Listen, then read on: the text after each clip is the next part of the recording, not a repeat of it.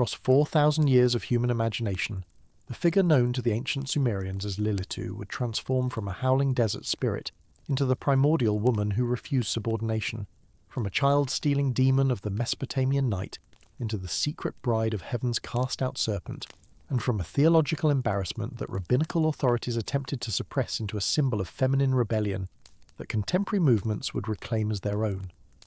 Her name would appear inscribed on clay tablets in the 3rd millennium before the Common Era, whispered in protective incantations meant to shield sleeping infants from her predatory visitations, carved into amulets worn by pregnant women throughout the ancient Near East, woven into the mystical speculations of medieval Kabbalists who believed she held secrets about the nature of creation itself, and debated by scholars who recognized in her shifting mythology the traces of religious traditions older than any surviving scripture. The wind demon of Sumerian poetry would become Adam's rebellious first wife in medieval Jewish folklore,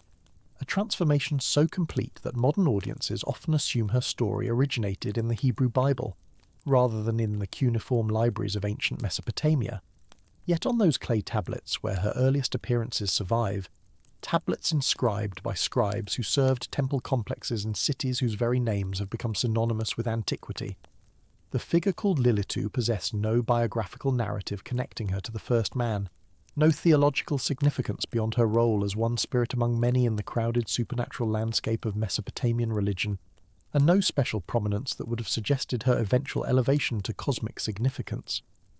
The transformation from minor demon to primordial woman, from localized Sumerian spirit to universal symbol of feminine defiance, represents one of the most remarkable journeys in the history of religious imagination, encompassing cultures, languages, and theological systems that differed from one another as profoundly as any civilizations ever have, while somehow maintaining a continuous thread of identity that allowed the name Lilith to echo across millennia. This is the story of that transformation, from the windswept plains of Sumer, where city-states rose along the Tigris and Euphrates rivers more than 5,000 years ago, through the sophisticated urban culture of Babylon, where scholars compiled demonic taxonomies and protective magical literature, into the evolving religious traditions of ancient Israel, where monotheistic theology created new contexts for supernatural beings that earlier polytheistic systems had accommodated more comfortably, through the rabbinic period when Jewish scholars confronted troubling gaps and contradictions in their sacred texts, and finally into the elaborate mystical speculations of medieval Kabbalah, where Lilith became a cosmic figure whose origins and destiny were intertwined with the deepest secrets of divine creation. The creature who began as a personification of desert winds would end as the embodiment of everything that patriarchal religious authority sought to suppress, her mythology preserving what scripture deliberately excluded, while her story accumulated meanings that no Sumerian scribe could have anticipated when first inscribing her name into wet clay. The world into which the figure called Lilith emerged was a landscape of city-states clustered along the rivers of southern Mesopotamia, a region that ancient inhabitants called Sumer, and that modern scholars recognize as one of the earliest cradles of complex civilization. The cities that rose along the lower Tigris and Euphrates during the 4th and 3rd millennia before the Common Era represented unprecedented concentrations of human population, social organization, and cultural achievement, producing the first writing systems, the first comprehensive legal codes, the first astronomical observations recorded for posterity, and the first systematic attempts to understand the supernatural forces that ancient peoples believed governed every aspect of existence. The temples that dominated these urban centres served not merely as places of worship, but as economic and administrative hubs, where scribes developed the cuneiform writing that would preserve Sumerian thought for later generations, recording everything from grain transactions to mythological narratives on tablets of clay that survived the intervening millennia better than the papyrus and parchment that later civilizations would employ. The religious worldview that these tablets preserve was one of radical interconnection between the visible and invisible worlds, a cosmos densely populated with supernatural beings whose actions influenced every aspect of human life while themselves remaining largely beyond human comprehension or control. The great gods of the Sumerian pantheon ruled cosmic domains and received elaborate cultic devotion in the temple complexes that dominated each city, but beneath and alongside these major deities existed countless lesser spirits, demons, and supernatural forces whose names and natures Sumerian scribes catalogued with the same systematic attention they applied to administrative records or astronomical phenomena. The distinction between benevolent and malevolent among these supernatural beings was often unclear, with the same spirits that brought illness also capable of removing it, and with protective magic requiring intimate knowledge of demonic nature and nomenclature if it was to prove effective. The figure called Lilith emerged within this context as one demon among many, her particular associations connecting her to wind, to night, to wilderness spaces beyond the protective boundaries of civilized settlement, and to the dangers that threatened pregnant women and newborn children with particular intensity. The earliest textual evidence linking the name Lilith to demonic characteristics appears in Sumerian incantation literature from the early 2nd millennium before the Common Era, though linguistic evidence suggests the conceptual figure originated considerably earlier. The Sumerian term Lil referred to wind, air, or breath,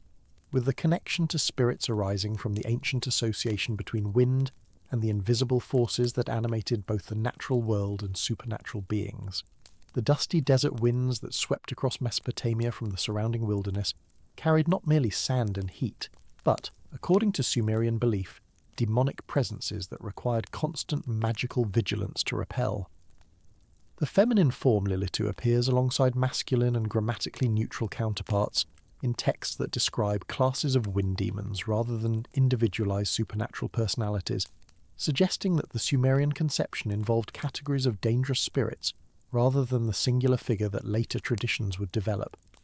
The wilderness origins of these wind spirits connected them to everything that lay beyond the protective walls of civilized settlement, to the lions and jackals that roamed the desert margins, to the diseases that swept through populations without apparent cause, and to the reproductive dangers that claimed so many ancient mothers and infants before modern medical intervention. The particular association between Lilith-class demons and dangers to pregnancy and childbirth appears throughout Sumerian and Akkadian magical literature, reflecting anxieties that pervaded ancient Near Eastern cultures where infant mortality rates exceeded 50% and where maternal death in childbirth represented a constant threat. The incantations designed to protect pregnant women and newborn children from demonic attack reveal the specific fears that Lilith spirits were believed to address: fears of miscarriage, of stillbirth, of infant death in the vulnerable days and weeks following delivery, and of the mysterious wasting conditions that could claim seemingly healthy children without warning. The protective magic that Mesopotamian ritual specialists developed in response to these threats involved complex ceremonies combining verbal incantations with physical amulets, with the verbal components preserved on clay tablets, while the amulets themselves rarely survived the intervening millennia.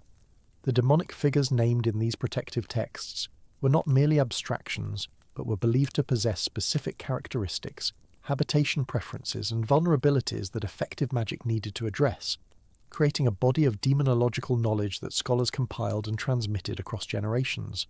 The Akkadian language that gradually displaced Sumerian as the spoken tongue of Mesopotamia preserved and developed the Lilith tradition, with Akkadian magical texts from the 1st millennium, before the Common Era providing considerably more detailed characterizations of wind demons than earlier Sumerian sources had offered.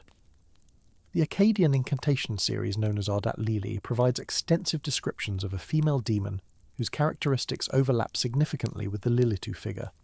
describing a spirit who wanders in desolate places, who has no husband or children of her own, who enters houses through windows and doors to prey upon sleeping humans, and whose particular victims are young men whom she seduces in their dreams and newborn infants, whom she kills through means invisible to waking observers. The sexual dimension that would become so prominent in later Lilith traditions first emerges clearly in these Akkadian texts, with the female demon characterized not merely as a killer of children, but as a seductress of men, a nocturnal visitor whose embraces brought not pleasure but illness and death.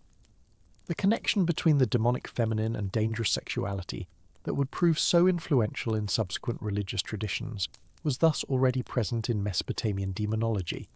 though the specific theological frameworks that later traditions would impose on these associations had not yet developed. The transition from Mesopotamian culture to the religious traditions of ancient Israel involved not merely geographic displacement, but fundamental theological transformation, as the polytheistic cosmology that had accommodated countless supernatural beings gave way to monotheistic frameworks that created new problems regarding the status of non-divine spiritual powers. The ancient Israelites, who emerged as a distinct people during the late 2nd and early 1st millennia, before the Common Era, developed religious traditions that emphasized the exclusive worship of a single deity, Yahweh, while simultaneously inheriting cultural and religious materials from the surrounding civilizations that their theology could not easily accommodate. The demons and spirits that populated Mesopotamian religious imagination did not simply disappear from Israelite consciousness, but required theological relocation, their previous independent existence subordinated to the sovereignty of the one God who alone possessed ultimate power over creation. The process by which this relocation occurred remains partially obscure, with biblical texts preserving only fragments of what must have been considerably more extensive popular beliefs about supernatural beings beneath or alongside the divine. The single appearance of a clearly related term in the Hebrew Bible occurs in the book of Isaiah, chapter 34, within an oracle describing the desolation that would befall the land of Edom following divine judgment. The passage envisions a landscape returned to primordial chaos, inhabited by wild animals and supernatural beings associated with wilderness and desolation, and within this context the Hebrew term Lilith appears, rendered in various English translations as screech owl, night creature, or simply transliterated as Lilith. The textual context provides minimal characterization, mentioning the figure alongside jackals, ostriches, satyrs, and other creatures associated with uninhabited wilderness. But the appearance of the term confirms that Hebrew speakers recognized a supernatural being whose name derived from the same Semitic root as the Mesopotamian Lilitu. The precise nature of the connection between the Mesopotamian demon and the Hebrew night creature remains debated among scholars, with some arguing for direct borrowing, and others suggesting parallel development from common cultural roots, but the terminological continuity is unmistakable and would provide later interpreters with scriptural foundation for elaborate developments. The relative silence of biblical texts regarding Lilith-type figures reflects the broader tendency of canonical scripture to suppress or minimize attention to supernatural beings other than God, angels clearly subordinated to divine command, and the occasional adversarial figure whose role served theological purposes within the developing Israelite worldview. The popular religious practices of ancient Israel almost certainly involved beliefs about demons, spirits, and supernatural dangers that canonical texts chose not to preserve or actively work to suppress, with archaeological evidence including protective amulets bearing inscriptions against various demonic figures, providing glimpses of practices that scripture ignored. The process by which Lilith would eventually return to prominence in Jewish tradition thus required developments outside the biblical canon, developments that occurred within the expansive body of post-biblical literature that Rabbinic Judaism produced while simultaneously maintaining that canonical scripture contained all necessary religious truth. The tension between canonical silence and extra-canonical elaboration regarding Lilith would prove creative, generating the mythology that transformed a minor demon into a cosmic figure whose story illuminated what official scripture had left dark. The rabbinic period that followed the destruction of the Jerusalem Temple in 70 CE produced extensive bodies of literature including the Mishnah, the Talmud, and various midrashic collections that interpreted, expanded, and applied biblical traditions to the circumstances of Jewish communities living without the temple cult that had previously organized their religious life. Within this vast literary production, references to Lilith appear with increasing frequency and specificity, the figure accumulating characteristics and narrative associations that biblical texts had not provided while maintaining continuity with earlier Mesopotamian conceptions regarding her demonic nature and her particular dangers to pregnancy and childbirth. The Babylonian Talmud, compiled over several centuries by rabbinic scholars living within the Jewish communities of Mesopotamia, preserves traditions that explicitly characterize Lilith as a demon with long hair and wings, a nocturnal creature who poses particular dangers to men sleeping alone and to newborn infants whose mothers have not taken proper protective precautions. The geographic origin of the Babylonian Talmud within the same Mesopotamian region, where Lilitu traditions had originated millennia earlier, almost certainly influenced the prominence of Lilith references in this text, with Jewish communities in Babylonia absorbing demonological concepts from their cultural environment while integrating these concepts into distinctively Jewish frameworks. The protective practices that rabbinic literature prescribes against Lilith danger reveal the continuing belief that this figure posed genuine threat to human well-being, particularly during the vulnerable periods surrounding birth and early infancy. The inscribing of angelic names on amulets placed near sleeping infants, the recitation of specific protective formulas by new mothers, and the avoidance of particular behaviours believed to attract Lilith's attention all appear in rabbinic discussions that treat these practices as legitimate responses to genuine supernatural danger. The names of angels invoked against Lilith would become standardized over time, with Sanvi, Sansanvi and Samanjalaf emerging as the three angelic figures whose power could repel Lilith's attacks, their authority deriving from a narrative tradition that would receive its fullest expression in medieval sources, but whose roots extended into the rabbinic period. The effectiveness of these protective measures depended upon proper knowledge and proper execution, creating roles for religious specialists who possessed the requisite expertise in demon lore and protective magic, expertise that positioned them uncomfortably between official rabbinic authority and popular practice that rabbis sometimes viewed with suspicion.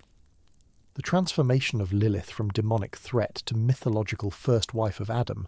required a development beyond what Talmudic sources had provided, a development that medieval Jewish literature would accomplish through creative interpretation of gaps and contradictions within the biblical creation narratives. The Book of Genesis contains two distinct accounts of human creation whose relationship has troubled interpreters since antiquity, with the first chapter describing the simultaneous creation of male and female in the image of God, while the second chapter presents the sequential creation of Adam from earth, followed by Eve from Adam's rib after all other creatures have proven unsuitable companions.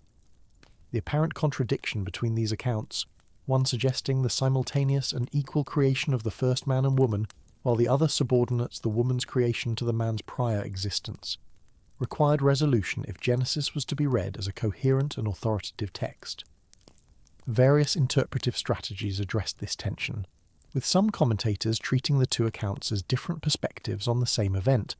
while others suggested that the first chapter described divine intention, while the second described historical execution. But the approach that would prove most influential for Lilith mythology took a different path entirely. The Alphabet of Ben Sira, a medieval Hebrew text whose precise date and origin remain debated, but which most scholars place between the 8th and 11th centuries of the Common Era, presents the tradition that has defined Lilith's identity for subsequent generations, identifying her as the first wife of Adam, created before Eve, and explaining her absence from canonical scripture as the result of her departure from Eden following a dispute with Adam over their relative positions during sexual intercourse. The narrative as preserved in the alphabet depicts Adam and Lilith arguing over who should lie beneath whom during intimate relations, with Adam insisting on the superior position as appropriate to his status, while Lilith refuses on the grounds that both were created from earth and thus possess equal dignity. The inability to resolve this dispute leads Lilith to utter the ineffable name of God, whereupon she rises into the air and flies from Eden toward the Red Sea, abandoning Adam and refusing his subsequent request that she return. The details of the alphabet's Lilith narrative reveal theological concerns considerably more sophisticated than a surface reading might suggest, incorporating questions about the nature of gender hierarchy, the source of demonic populations, and the relationship between divine intention and creaturely rebellion. The argument between Adam and Lilith concerning sexual positions cannot be understood merely as a dispute about bedroom practices, but rather as a symbolic discourse on the fundamental nature of male-female relations, with the physical positioning serving as emblem for larger questions about authority, equality, and the proper ordering of human society. Lilith's appeal to their common origin from Earth directly invokes the egalitarian implications of the first creation account in Genesis, positioning her refusal as a theologically grounded rejection of subordination rather than mere willfulness. The narrative thus provides not merely an explanation for the two creation accounts, but a commentary on gender relations that acknowledges the biblical warrant for feminine equality, while simultaneously framing its rejection as the cause of cosmic disruption. God's response to Lilith's departure, as the alphabet narrates it, involves dispatching the three angels Sanvi, Sansanvi and Samanjalaf to retrieve her, with their pursuit overtaking her at the Red Sea, where she has established residence among the demonic powers. The angels demand that she return to Adam meets with her absolute refusal, but they extract from her an oath that she will not harm infants, in whose presence her own name and the names of the three angels appear written on protective amulets. This negotiated compromise explains the efficacy of the protective practices that had circulated for centuries, while simultaneously establishing Lilith's continuing threat to unprotected children as divine punishment for her rebellion. The narrative further specifies that 100 of Lilith's demonic offspring will die daily, as penalty for her refusal to return, explaining both the proliferation of demons in the world and the ongoing cosmic conflict between Lilith and the forces of divine order. The details of this narrative would provide the foundation for all subsequent Lilith mythology, while simultaneously raising questions that later interpreters would need to address regarding the theological implications of attributing such a dramatic prehistory to the biblical first man. The Alphabet of Ben Sira occupies an unusual position within Jewish literary tradition, its tone mixing serious theological speculation with satirical elements that some scholars have interpreted as deliberately subversive commentary on rabbinic authority. The text includes numerous stories that seem designed to shock or amuse, with the Lilith narrative appearing among other tales that employ sexual content and irreverent humour in ways unusual for religious literature. This generic ambiguity has led some interpreters to question whether the Lilith story was originally intended as serious mythology or as satirical commentary on gender relations, with the text's popularity despite or perhaps because of its transgressive elements suggesting that it addressed anxieties and questions that more officially sanctioned literature left unanswered. Whether serious or satirical in original intention, the Alphabet's Lilith narrative achieved canonical status within Jewish folk tradition, providing the reference point for all subsequent discussions and becoming so widely known that later audiences often assumed its content derived from biblical or Talmudic sources rather than from this medieval composition. The Kabbalistic traditions that developed among Jewish mystical thinkers during the medieval period incorporated and transformed the Lilith mythology that the alphabet had established, positioning her within the elaborate cosmic frameworks that characterize Kabbalistic thought, while adding dimensions of meaning that earlier sources had not explored.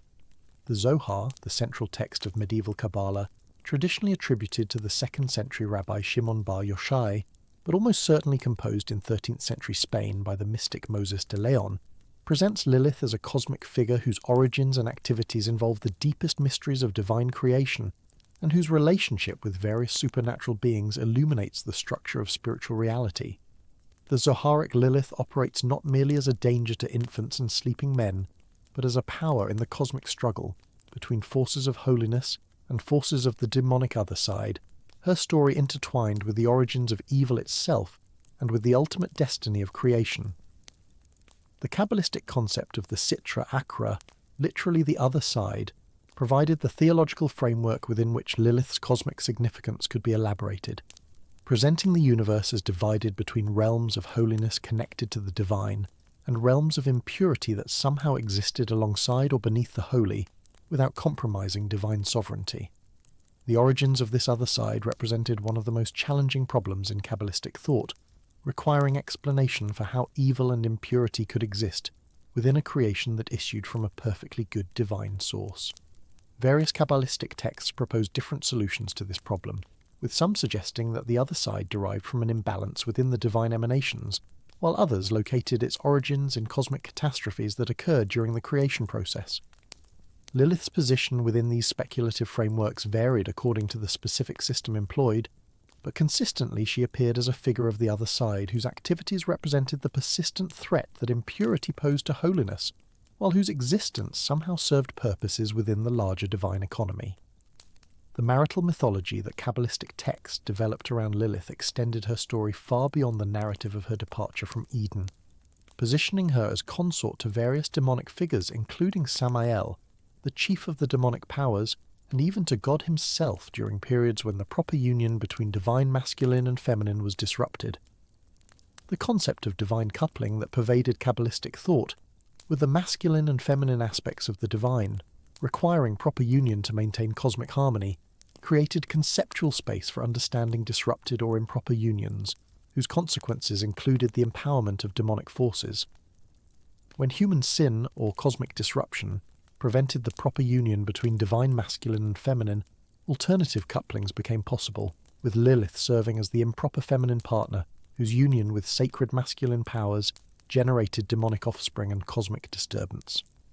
The sexual dimension that had characterized Lilith from her earliest Mesopotamian appearances thus received elaborate theological development within Kabbalah, the seductress of sleeping men becoming a cosmic principle, whose unions and disunions affected the structure of spiritual reality itself. The elaboration of Lilith's mythology within Kabbalistic literature also developed her relationship to Eve and to subsequent human women, creating a complex network of associations that positioned Lilith as the shadow side of legitimate femininity, whose influence persisted throughout human history. Some Kabbalistic texts suggested that Lilith's spirit attached itself to Eve following the expulsion from Eden, influencing Eve toward the transgression that resulted in the fall, while simultaneously establishing a connection between Lilith and all subsequent human women who carried traces of her rebellious nature. The menstrual blood that rendered women ritually impure according to Jewish law received cosmic interpretation within these frameworks,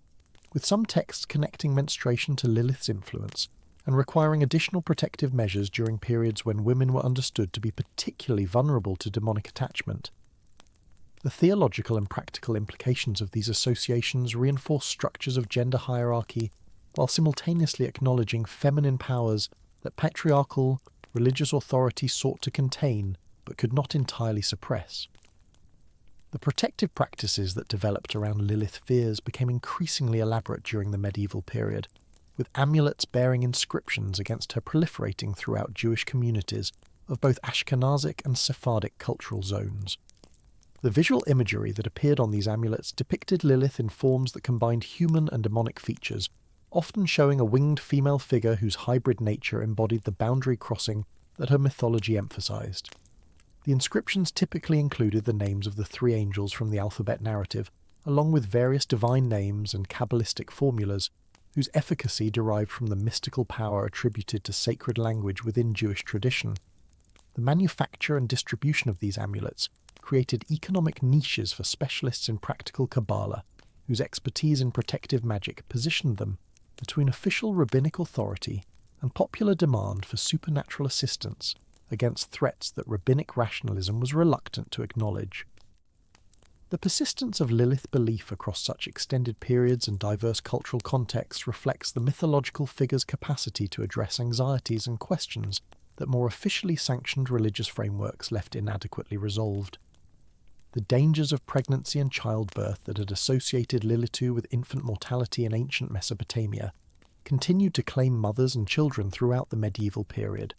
with mortality rates that modern medical intervention has rendered almost unimaginable, ensuring that fears requiring supernatural explanation remained perennially relevant. The gender tensions that the alphabet narrative encoded in Lilith's dispute with Adam over sexual positioning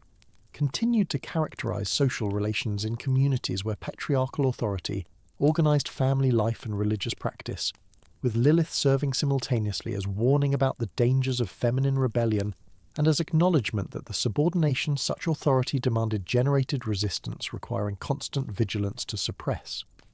The transmission of Lilith traditions across the boundary between medieval and early modern periods demonstrated the remarkable adaptability of mythological figures whose significance derived from their capacity to articulate concerns that official religious frameworks addressed inadequately or not at all. The printing revolution that transformed European intellectual life during the 15th and 16th centuries affected the dissemination of Kabbalistic literature in complex ways, simultaneously making previously esoteric texts available to wider audiences, while also subjecting mystical traditions to new forms of scrutiny and systematization that altered their character, even as they ensured their preservation. The publication of the Zohar in printed editions during the 16th century represented a watershed moment in the transmission of Lilith mythology, transforming a text that had circulated in manuscript among relatively restricted circles of initiates into a widely available source that could be read, studied, and interpreted by anyone possessing the linguistic competence and cultural interest to engage with its contents. The democratization of access to Kabbalistic knowledge that printing enabled generated both opportunities and anxieties within Jewish communities, with traditional authorities expressing concerns about the dangers of making mystical doctrines available to those lacking the spiritual preparation and intellectual sophistication required for their proper interpretation, while simultaneously recognizing that printed texts would circulate regardless of official attitudes toward their accessibility. The Safed Kabbalistic revival that transformed Jewish mystical practice during the 16th century further elaborated Lilith's mythological significance while integrating her narrative into comprehensive cosmological frameworks that sought to explain the nature of evil, the process of cosmic redemption, and the practical techniques through which human beings could participate in the repair of a fractured spiritual reality. The city of Safed in Upper Galilee became the centre of this mystical renaissance following the expulsion of Jews from Spain in 1492,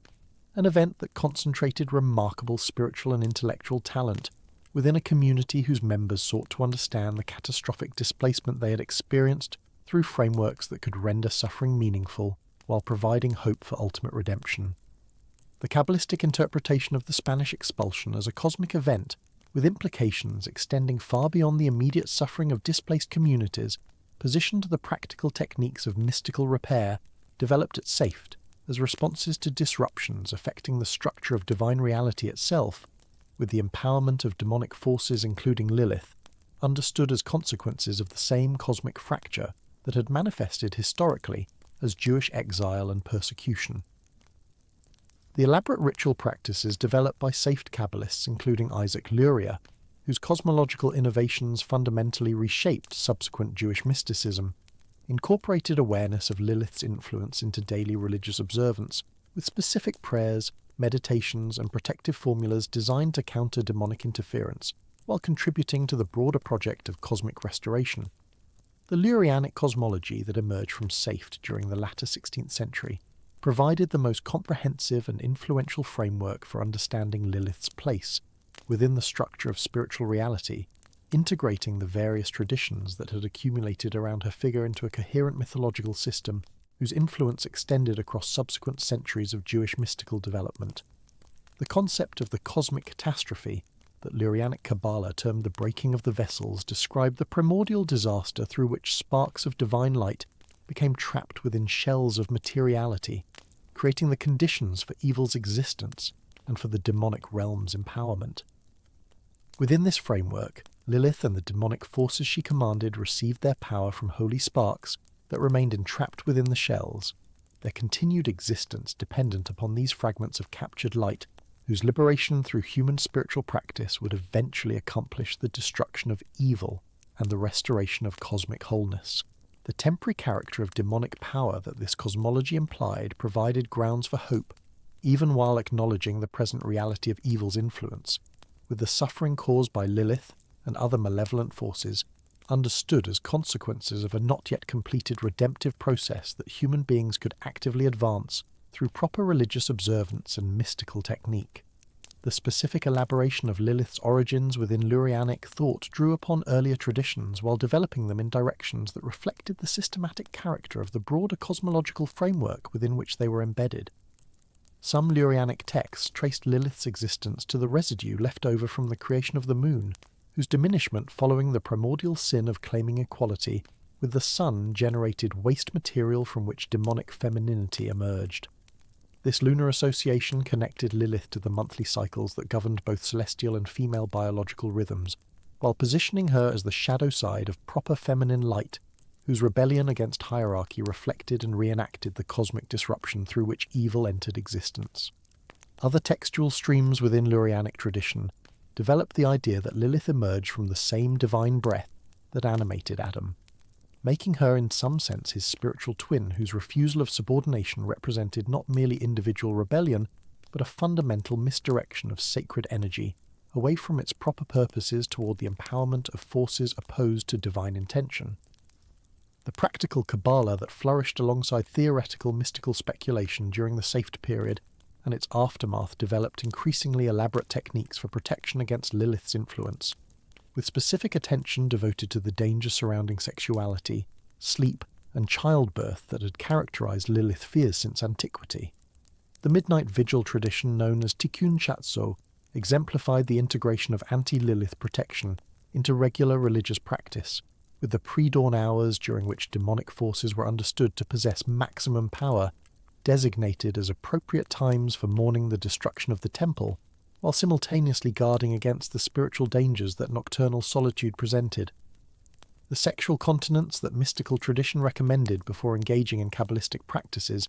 reflected awareness of the vulnerability that sexual energy created to demonic exploitation, with Lilith's characteristic method of seducing sleeping men requiring countermeasures that regulated the circumstances under which legitimate marital relations could safely occur.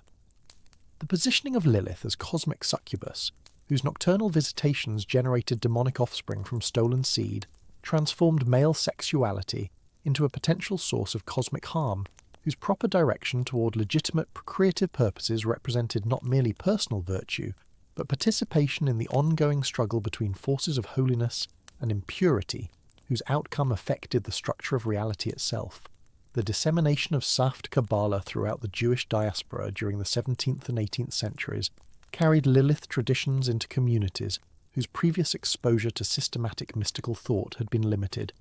creating new context for the interpretation and elaboration of mythological material that had previously circulated primarily among elite circles of initiated practitioners. The Sabbatean movement that emerged following Shabbatai Tzvi's messianic claims in 1665-1666 and his subsequent conversion to Islam under Ottoman pressure generated profound crisis within Jewish communities, with the apparent failure of messianic hopes requiring theological explanation that drew upon Kabbalistic frameworks including concepts of the demonic realm whose power the Messiah had supposedly been destined to break. The antinomian tendencies within Sabbatean thought, which interpreted the Messiah's apostasy as a deliberate descent into the realm of impurity for the purpose of liberating trapped divine sparks, created theological frameworks within which transgression of traditional religious boundaries could be interpreted as spiritually progressive rather than sinful, with implications for understandings of Lilith and the demonic realm that challenged the clear moral boundaries that official Judaism sought to maintain.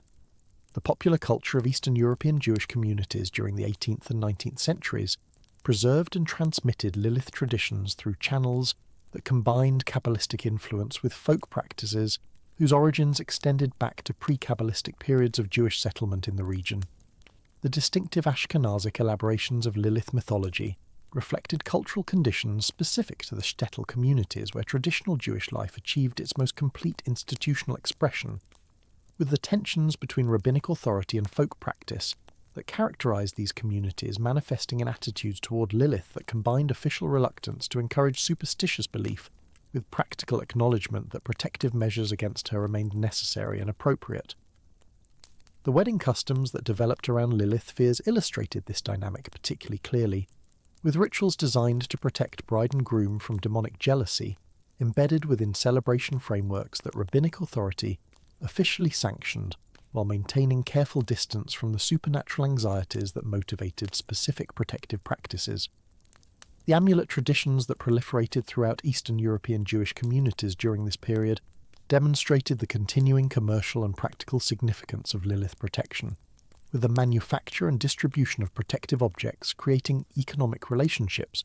that connected specialists in practical Kabbalah with ordinary Jews seeking supernatural assistance against threats that rationalist interpretation of religious tradition discouraged but could not entirely dispel. The visual vocabulary of these amulets developed distinctive regional characteristics while maintaining iconographic continuity with earlier traditions, the winged female figure whose hybrid nature embodied boundary crossing, appearing alongside inscriptions invoking the three angels, whose mission to bring Lilith back to Eden had resulted in the compromise allowing her continued existence in exchange for daily infant mortality. The integration of newer Kabbalistic formulas into amulet inscriptions reflected the penetration of safe traditions into popular practice, with divine names and mystical combinations that derived from Lurianic cosmology appearing alongside older protective formulas whose efficacy derived from narrative traditions predating systematic Kabbalistic development. The Hasidic movement that emerged during the mid-18th century and rapidly transformed the religious life of Eastern European Jewry presented complex attitudes toward Lilith traditions, with the movement's emphasis on joyful service of God and immediate access to divine presence existing in tension with the elaborate demonic hierarchies and protective practices that Kabbalistic tradition had developed. The tzaddik-centered spirituality that characterized Hasidism concentrated supernatural power in the figure of the righteous leader, whose spiritual attainments enabled him to provide protection and blessing that ordinary Jews could not achieve through their own efforts, potentially reducing the need for the individual protective measures against Lilith that amulet traditions had provided, while simultaneously maintaining awareness of demonic threats that the Tzaddik's power addressed. The tales and teachings transmitted within Hasidic communities preserved Lilith traditions within frameworks that emphasized the Tzaddik's capacity to overcome demonic opposition, with stories of righteous leaders defeating supernatural enemies through the power of their prayers and spiritual purity, communicating confidence in the ultimate triumph of holiness while acknowledging the present reality of evil's ongoing activity. The gender dynamics encoded within Hasidic attitudes toward Lilith reflected the movement's emphasis on male spiritual development and its characteristic separation of male and female religious spheres, with women's vulnerability to Lilith during pregnancy and childbirth positioned within frameworks that emphasized male responsibility for spiritual protection while simultaneously limiting women's direct access to the mystical techniques through which such protection could be achieved. The prayers and rituals that Hasidic custom developed for the protection of mothers and newborns continued the traditions of earlier periods, while embedding them within the distinctive institutional structures and spiritual orientations that characterized Hasidic community life, with the Rebbe's blessing sought for protection against the same threats that amulets and inscriptions had addressed in pre-Hasidic contexts. The continuing relevance of Lilith fears within communities characterized by high fertility rates and limited access to medical intervention ensured that protective practices retained practical significance, regardless of theological developments that might otherwise have encouraged their abandonment, with the dangers of pregnancy and childbirth providing ongoing experiential confirmation of the need for supernatural assistance against forces whose malevolent interest in vulnerable mothers and children showed no sign of diminishment. The encounter between traditional Lilith beliefs and the modernizing currents that began affecting European Jewish communities during the late 18th and 19th centuries generated transformations whose effects continued to unfold across subsequent periods of Jewish cultural development. The Haskalah movement that sought to integrate Jews into European intellectual and social life, while reforming Jewish religious practice in accordance with Enlightenment rationality, regarded beliefs concerning Lilith and other demonic figures as superstitious accretions, requiring elimination from authentic Jewish tradition, with the folk practices that had preserved these beliefs becoming targets of reforming criticism that dismissed them as embarrassing remnants of medieval obscurantism incompatible with the modern Jewish identity that Maskilim sought to construct. The dichotomy between enlightened and traditional approaches to Lilith that these conflicts established would persist through subsequent periods, with rationalist dismissal and traditionalist preservation representing poles between which Jewish attitudes toward the mythological figure continued to oscillate. The academic study of Jewish folklore that developed during the 19th century provided new frameworks for understanding Lilith traditions, with scholars approaching the mythological material as objects of scientific investigation rather than as living beliefs requiring either acceptance or rejection.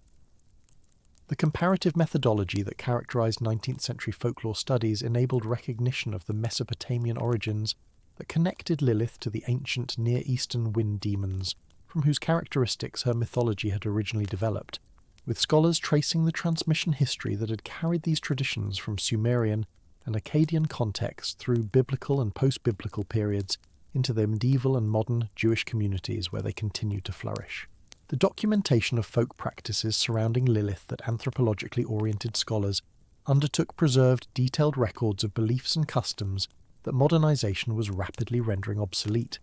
creating archives of cultural material that would prove valuable for subsequent scholarly reconstruction, while simultaneously contributing to the objectification and distancing of traditions that their collectors often regarded with condescension, despite their scholarly interest in preserving them.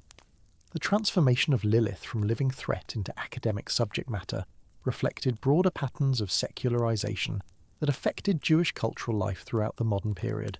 with beliefs that had organized practical responses to the dangers of pregnancy, childbirth, and nocturnal sexuality, becoming objects of historical and anthropological curiosity rather than guides for contemporary behavior. The amulets that had provided protection against Lilith for generations became collectible artifacts whose aesthetic and historical interest replaced their original protective function, with museums and private collections accumulating objects that had once mediated between fearful parents and the demonic forces threatening their vulnerable children. The scholarly editions of Kabbalistic texts that made Lilith mythology available in critical editions designed for academic study similarly transformed material whose original purpose had involved the transmission of dangerous knowledge, requiring careful control into texts available for unrestricted examination by anyone possessing the scholarly credentials and linguistic competence to engage with their contents. The responses to modernity that different segments of Jewish communities developed during the 19th and 20th centuries produced divergent trajectories for Lilith traditions, with some communities maintaining traditional protective practices, while others abandoned them entirely, and still others sought to reinterpret the mythological material within frameworks compatible with modern sensibilities. The ultra-Orthodox communities that rejected modernization and maintained traditional religious practice in forms that resembled pre-modern patterns, as closely as possible, generally preserved Lilith beliefs and protective customs, with amulets continuing to protect newborns and mothers in communities where high fertility rates ensured that the occasions requiring such protection remained frequent. The reform and liberal movements that sought to adapt Judaism to modern conditions generally rejected Lilith beliefs as incompatible with the rationalized religious practice they promoted,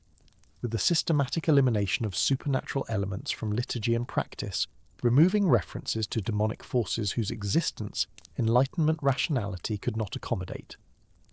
The Zionist movement that emerged during the late 19th century and eventually established the State of Israel created new contexts for engagement with Lilith mythology,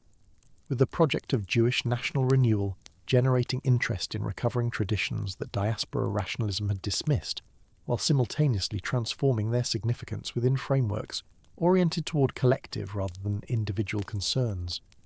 The Hebrew literary revival that accompanied Zionist cultural development drew upon Kabbalistic imagery and vocabulary that included Lilith's figure, with poets and writers employing the mythological material for aesthetic purposes that diverged significantly from the protective functions it had served within traditional communities. The rebellious feminine sexuality that Lilith embodied received positive rather than negative valuation within some streams of Zionist cultural production, with her refusal of subordination to Adam becoming a model for the liberated woman that secular Zionist ideology celebrated rather than the demonic threat that traditional practice had sought to contain. The feminist interpretations of Lilith that emerged during the late 20th century represented the most radical transformation of her mythological significance, reclaiming the figure who had served as warning about the dangers of feminine rebellion as inspiration for resistance against patriarchal authority. The recovery of Lilith by Jewish feminists and others seeking mythological resources for women's empowerment reversed the moral valuation that had characterized traditional understanding, transforming the demoness into a heroine whose refusal to submit to Adam's sexual demands represented legitimate assertion of equality rather than sinful rejection of divinely ordained hierarchy. The reading of the Alphabet of Ben Sira narrative that emphasized Lilith's demand for equality and her willingness to accept exile rather than subordination provided textual grounding for feminist appropriation, with the medieval text's satirical origins becoming less significant than its potential for contemporary reinterpretation within frameworks that its original authors could never have anticipated. The Lilith magazine, founded in 1976 as the first independent Jewish feminist publication, exemplified this transformation of mythological significance, with the choice of the demoness's name announcing the publication's commitment to challenging traditional gender arrangements within Judaism, while reclaiming figures that patriarchal tradition had demonized. The editorial statement that accompanied the magazine's founding explicitly invoked Lilith as a symbol of women's strength and independence, transforming the threat to sleeping men and newborn children into an inspiration for feminist awakening, whose significance derived precisely from the fear that patriarchal tradition had attached to her. The cultural work that the magazine and similar feminist interventions performed demonstrated the continuing vitality of mythological figures whose significance derived from their capacity to articulate concerns that changed dramatically across different historical and cultural contexts, while maintaining sufficient continuity to enable recognition and reinterpretation. The academic feminist scholarship that developed around Lilith during the last decades of the 20th century examined both the traditional mythology and its contemporary transformations, producing analyses that situated Lilith within broader patterns of feminine representation while questioning some of the simpler versions of feminist reclamation that had characterized earlier appropriations. The recognition that Lilith's mythology had developed within patriarchal contexts and served patriarchal purposes complicated celebratory readings that sought to find authentic feminine voice within traditions that had consistently positioned her as threat and enemy, with scholars noting that the rebellion attributed to Lilith had always been defined and narrated by male authors whose sympathy with her position remained ambiguous at best. The critique of feminist essentialism that characterized academic women's studies during this period affected approaches to Lilith, with scholars questioning whether the mythological figure could provide useful resources for contemporary feminism, or whether her appropriation merely perpetuated problematic patterns of mythological thinking whose ultimate effects reinforced rather than challenged gender hierarchies. The contemporary presence of Lilith within various cultural and religious contexts reflects the multiple trajectories through which her mythology has developed, since the modern transformations of the 19th and 20th centuries fragmented the previously more unified tradition. Within traditional Orthodox Jewish communities, particularly those of Haredi orientation, Lilith beliefs and protective practices continue in forms that would be recognizable to pre-modern practitioners, with amulets still protecting newborns and mothers from the same demonic threat that had concerned their ancestors across centuries of Jewish settlement in various lands. Within progressive Jewish movements and feminist spiritual communities, Lilith serves as positive symbol of feminine power and independence,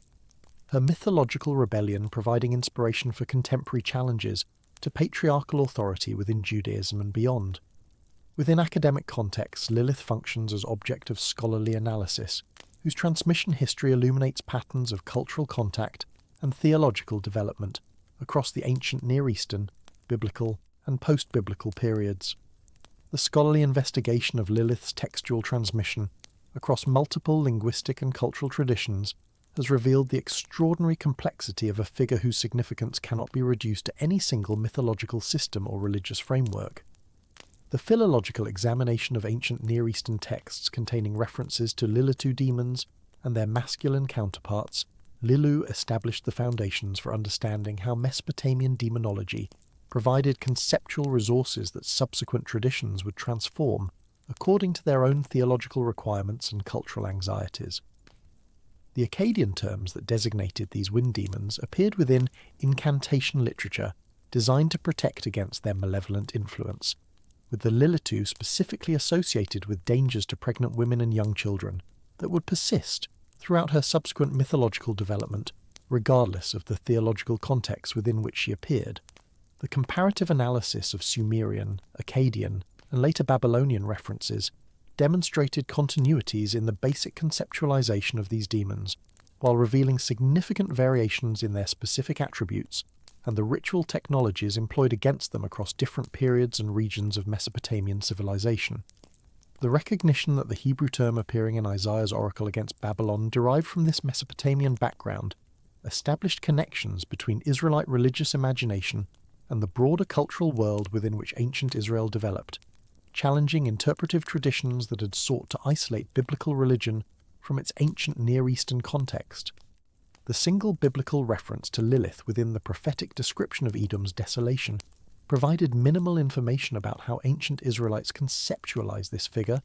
with a brief mention suggesting familiarity with a tradition that required no explanation for the original audience, while leaving modern interpreters dependent upon extra-biblical sources for fuller understanding.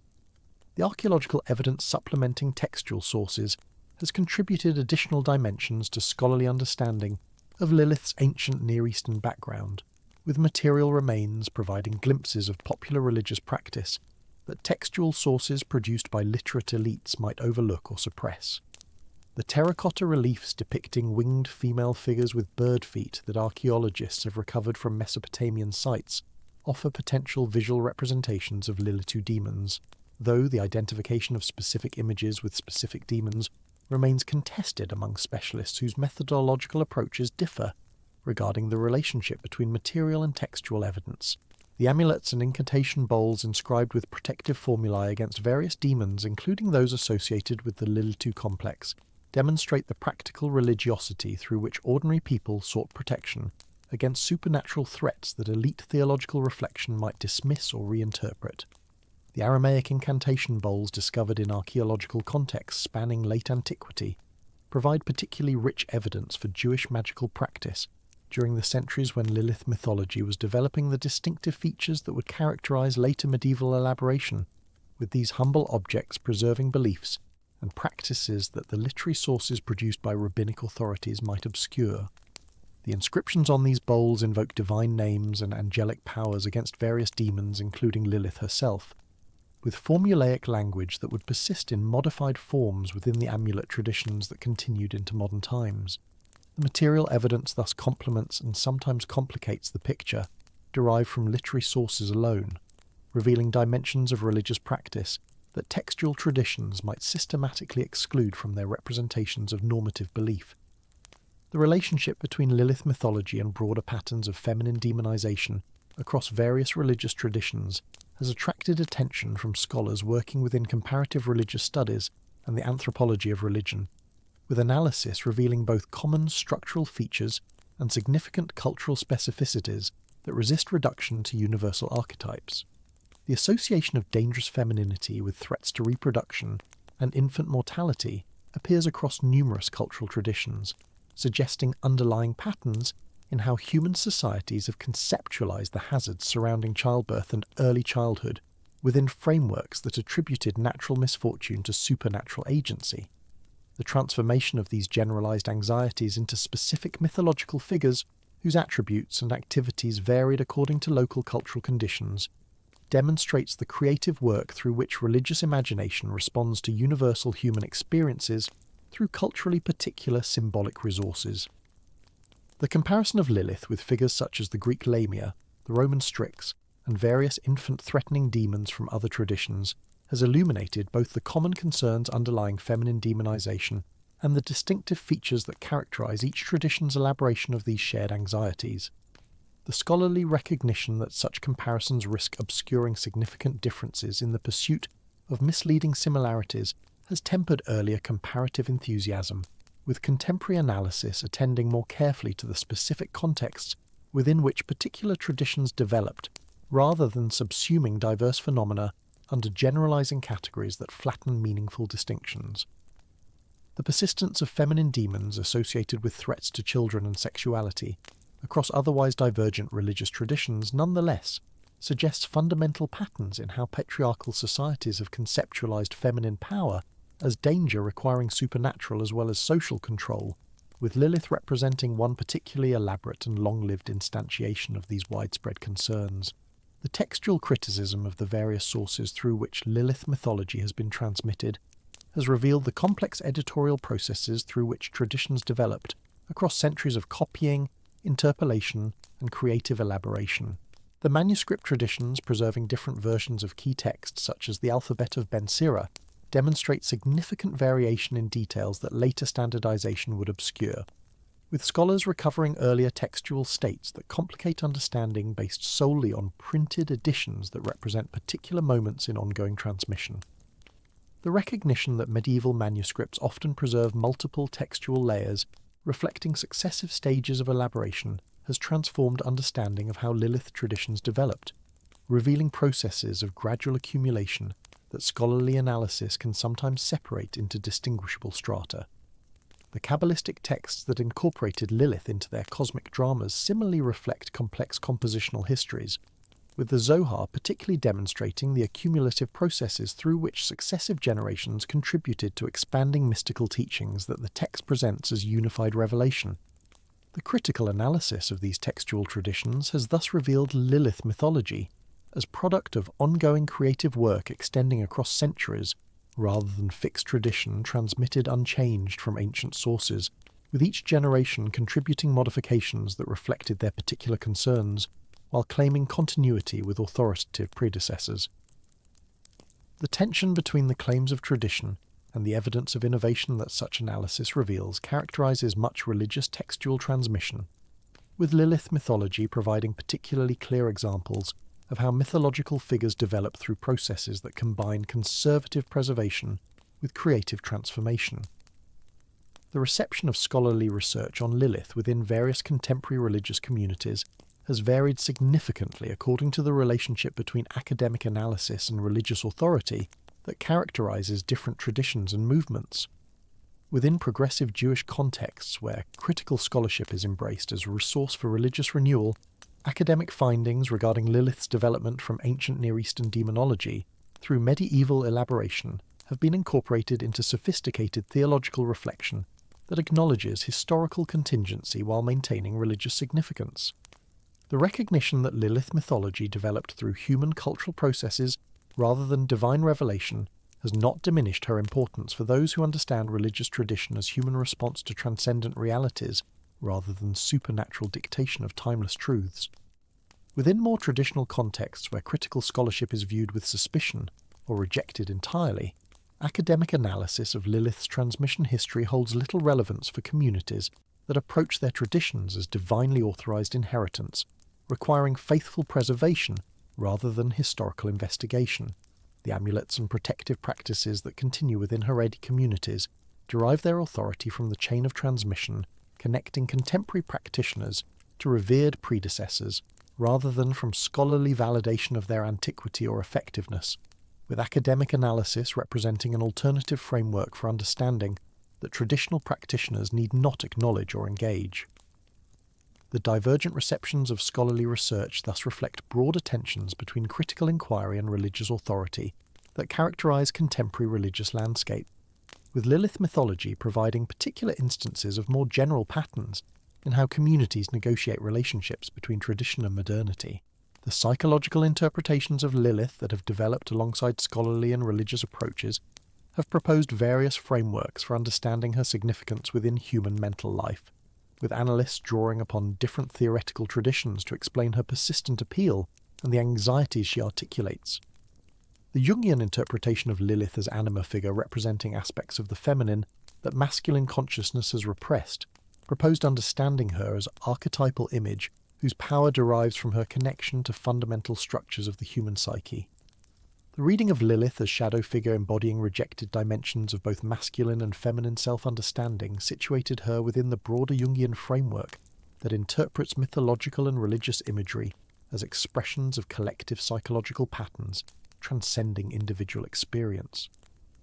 The Freudian approaches that examine Lilith mythology in terms of psychosexual development and castration anxiety proposed alternative psychological frameworks emphasizing the specific dynamics of masculine fear regarding feminine sexuality and reproductive power. The interpretation of Lilith as projection of male ambivalence regarding female sexuality, simultaneously desiring and fearing the autonomous feminine, offered psychological explanation for the mythological elaboration that had developed across centuries of patriarchal religious imagination. The feminist psychological perspectives that emerged alongside broader feminist engagement with Lilith proposed readings that emphasized her significance for women's psychological development, understanding her as a representation of feminine power and autonomy that patriarchal socialization requires women to suppress. The recovery of Lilith as positive psychological resource for women seeking integration of aspects of themselves that conventional feminine identity excludes represented therapeutic application of mythological material, with the demoness transformed into ally for psychological wholeness. The artistic representations of Lilith across various media and historical periods have contributed to her cultural presence in ways that extend beyond textual traditions to include visual, musical, and performative dimensions. The pre-Raphaelite depictions of Lilith, particularly Dante Gabriel Rossetti's celebrated paintings, established visual conventions that influenced subsequent artistic representation while reflecting the particular concerns of the Victorian artistic and literary movement that produced them. The sensuous femininity that Rossetti attributed to Lilith, with flowing red hair and languid beauty, drew upon the femme fatale conventions of the period, while contributing to the transformation of the medieval demoness into a romantic figure of dangerous allure. The accompanying sonnets that Rossetti composed elaborated the visual imagery through poetic language that emphasized Lilith's seductive power and the doom awaiting men who succumb to her enchantment, with a combination of visual and verbal representation establishing interpretive frameworks that would persist in subsequent artistic engagement. The theatrical and operatic treatments of Lilith that developed during the 20th century brought the mythological figure into performance contexts where her story could be dramatized through action and music rather than static image or narrative text. The ballet and modern dance interpretations that choreographers have created demonstrate the adaptability of Lilith mythology to non-verbal expression, with movement and gesture conveying the themes of rebellion, seduction and danger that verbal accounts had previously articulated. The contemporary artistic engagements with Lilith that continue to appear across various media reflect the ongoing vitality of a mythological figure whose significance derives from her capacity to articulate concerns that remain relevant despite the dramatic changes in cultural context that separate contemporary artists from their ancient and medieval predecessors. The literary treatments of Lilith that have accumulated since the 19th century represent particularly rich development of mythological material within fictional frameworks that allow creative elaboration unconstrained by the requirements of religious tradition or scholarly accuracy. The fantasy and horror literature that has incorporated Lilith among its supernatural figures has drawn upon traditional attributes while adapting them to the conventions of popular genres whose requirements differ significantly from those of theological or scholarly discourse. The vampire literature that has sometimes associated Lilith with the origins of vampirism demonstrates the syncretistic tendencies of contemporary popular culture, combining elements from various mythological traditions into composite figures that serve narrative purposes rather than theological consistency. The science fiction treatments that have occasionally employed Lilith as name or character have similarly transformed mythological material according to genre requirements, sometimes maintaining connections to traditional attributes, while in other cases retaining only the name while discarding mythological content entirely. The literary appropriations of Lilith thus demonstrate both the continuing cultural presence of the mythological figure and the creative freedom with which contemporary authors approach traditional material, producing works that may bear little relationship to the theological and demonological traditions from which the name and basic concept derive. The children's literature and young adult fiction that has sometimes incorporated Lilith represents particularly interesting transformation, adapting material developed within contexts of adult theological and magical concern for audiences whose developmental needs and cultural contexts differ dramatically from those that produce traditional Lilith mythology. The relationship between Lilith mythology and contemporary religious movements beyond Judaism has extended her significance into contexts that her original mythological development could not have anticipated. The neo-pagan and Wiccan movements that emerged during the 20th century have sometimes incorporated Lilith among the goddess figures whose worship they promote, transforming the Jewish demoness into divine feminine power whose worship represents religious alternative to patriarchal traditions.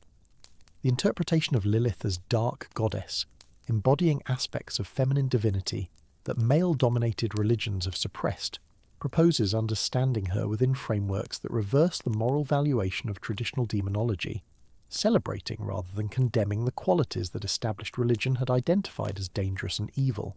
The satanic and left-hand path movements that have similarly embraced Lilith as figure worthy of veneration or invocation have drawn upon her traditional associations with rebellion and sexuality, understanding these attributes as positive values rather than sins requiring condemnation. The incorporation of Lilith within the diverse landscape of contemporary alternative spirituality demonstrates the malleability of mythological figures whose significance can be radically transformed according to the interpretive frameworks within which they are situated, with the same basic mythological material supporting dramatically different religious and spiritual applications. The contemporary presence of Lilith within these various religious contexts extends her significance far beyond the Jewish traditions within which her mythology primarily developed, demonstrating the cultural mobility that characterizes mythological figures whose resonance transcends the boundaries of any single tradition. The academic study of Lilith has itself become subject of scholarly analysis, with historiographical examination of how scholars across different periods and working within different methodological frameworks have approached the mythological figure, revealing the ways that contemporary concerns have shaped ostensibly objective historical inquiry. The recognition that 19th century scholarship on Lilith reflected the Orientalist assumptions and gender ideologies of its period has prompted more self-conscious reflection on how contemporary scholarly work might similarly embody unexamined assumptions that future scholars will identify and critique. The feminist historiography that has examined earlier scholarly treatments of Lilith has revealed patterns of marginalization and dismissal that reflected the male-dominated character of academic institutions rather than inherent features of the material being studied, with scholars noting how earlier generations had often reproduced rather than analysed the patriarchal assumptions embedded within the sources they examined. The post-colonial perspectives that have influenced recent scholarship have similarly prompted attention to how earlier approaches embedded within colonialist frameworks had distorted understanding of ancient Near Eastern and Jewish traditions, with methodological self-consciousness becoming recognised virtue within contemporary scholarly practice. The interdisciplinary approaches that characterise current scholarship on Lilith draw upon insights from religious studies, gender studies, literary criticism, psychology, anthropology, and other fields, with the recognition that complex phenomena require multiple analytical perspectives for adequate understanding, replacing earlier confidence in disciplinary methodologies capable of providing complete explanations. The scholarly study of Lilith thus exemplifies broader transformations in academic practice that have affected humanities and social sciences research more generally, with the mythological figure serving as occasion for methodological reflection, as well as object of substantive analysis. The pedagogical uses of Lilith mythology within various educational contexts have demonstrated her value as teaching resource for introducing students to complex issues regarding religious development, gender representation, and cultural transmission. The incorporation of Lilith materials within courses on women in religion, Jewish mysticism, ancient Near Eastern studies, and mythology more generally has made her mythology accessible to audiences who might never encounter traditional sources outside academic contexts, with scholarly analysis serving educational purposes that extend beyond specialised research. The textbooks and anthologies that include Lilith materials alongside other significant religious and mythological texts have contributed to her canonical status within academic curricula, ensuring that successive generations of students encounter her mythology as part of their education regardless of their religious backgrounds or personal interests. The online educational resources that have made information about Lilith widely accessible have similarly expanded awareness of her mythology beyond the circles that traditional modes of transmission had previously defined, with internet availability transforming patterns of cultural knowledge in ways whose full implications remain difficult to assess. The educational engagement with Lilith thus represents one dimension of her contemporary presence, contributing to awareness that extends far beyond the religious communities within which her mythology developed, while raising questions about how academic treatment affects understanding that religious practitioners had previously controlled. The questions of authenticity and authority that contemporary engagement with Lilith mythology necessarily raises have themselves become subjects of sustained inquiry,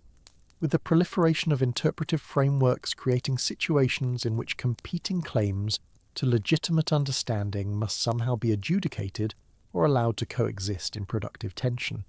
The traditional religious communities that had preserved Lilith mythology across centuries possessed clear mechanisms for determining authoritative interpretation, with rabbinic consensus, established textual hierarchies, and recognized chains of transmission providing frameworks within which legitimate understanding could be distinguished from innovation or error.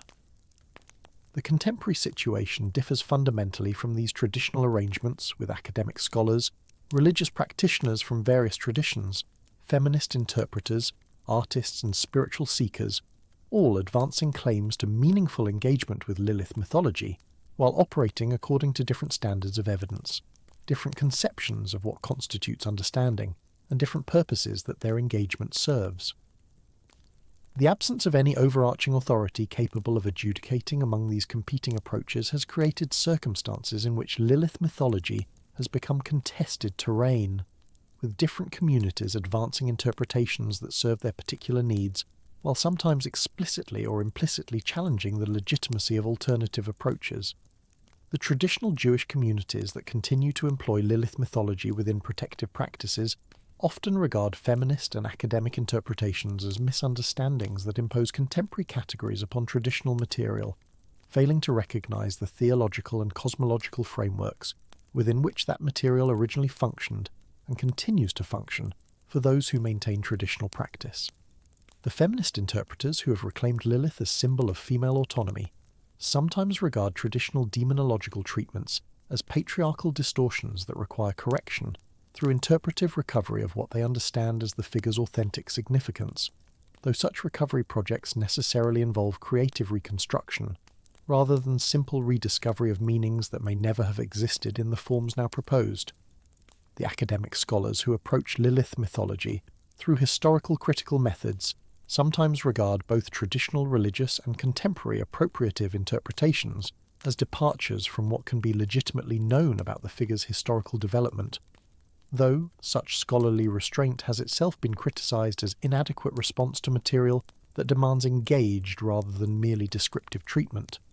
The relationship between historical scholarship and contemporary appropriation raises particularly complex questions regarding what obligations, if any, contemporary interpreters bear toward the historical record and toward the communities that preserve the traditions now being reinterpreted. The historical evidence regarding Lilith's development from ancient Near Eastern wind demon through Babylonian incorporation into magical practice, Hebrew biblical reference, rabbinic elaboration, medieval narrative development, and Kabbalistic systematic integration represents centuries of creative interpretation by communities who understood themselves as transmitting rather than inventing the traditions they passed on,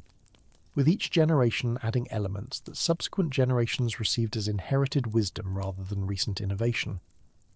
The contemporary interpreters who draw upon this accumulated tradition, while transforming its significance according to their own purposes, participate in processes of creative transmission that parallel earlier developments, though the self-consciousness with which such transformation now occurs differs from the traditional assumption that interpretation simply clarified meanings already present within inherited materials.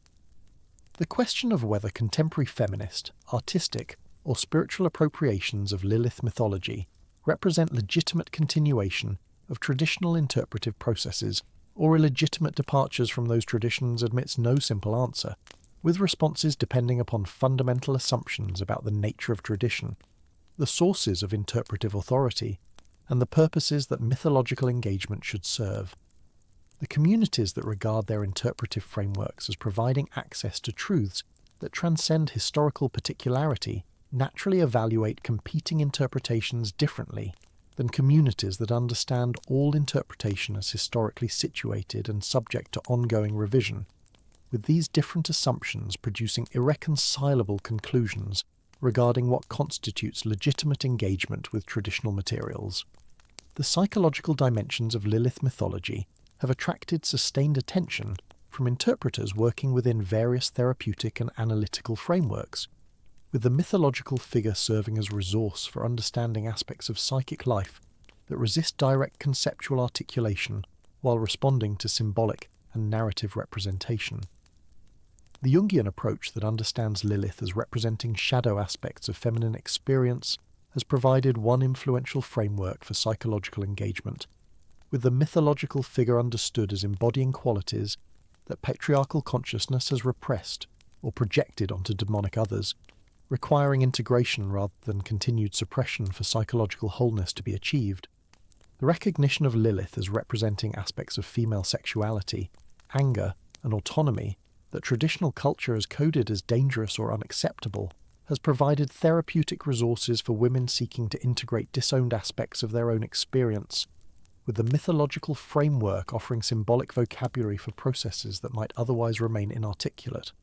The therapeutic applications of Lilith mythology have extended beyond specifically Jungian contexts to include various forms of depth psychology that recognize the value of mythological imagery for accessing and transforming unconscious material, with practitioners drawing upon Lilith's associations with sexuality, reproduction, and female independence as resources for addressing clinical concerns related to these dimensions of experience.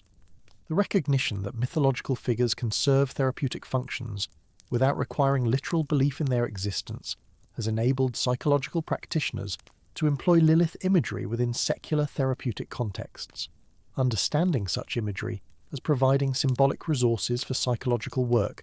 rather than requiring commitment to the cosmological frameworks within which the mythology originally developed. The artistic and literary engagements with Lilith that have proliferated across various media have created cultural presence for the mythological figure that extends far beyond the religious or academic contexts within which her mythology developed, with novels, poetry, visual art, music, film, and digital media all contributing to contemporary awareness of the figure and her associations.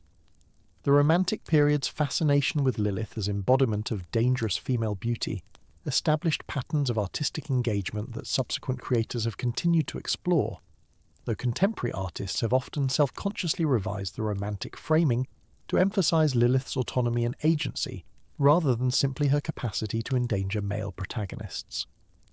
The visual representations of Lilith that have accumulated across centuries of artistic engagement have created iconographic traditions that contemporary artists inherit and variously affirm, modify or challenge, with the long-haired seductress of pre-Raphaelite imagination,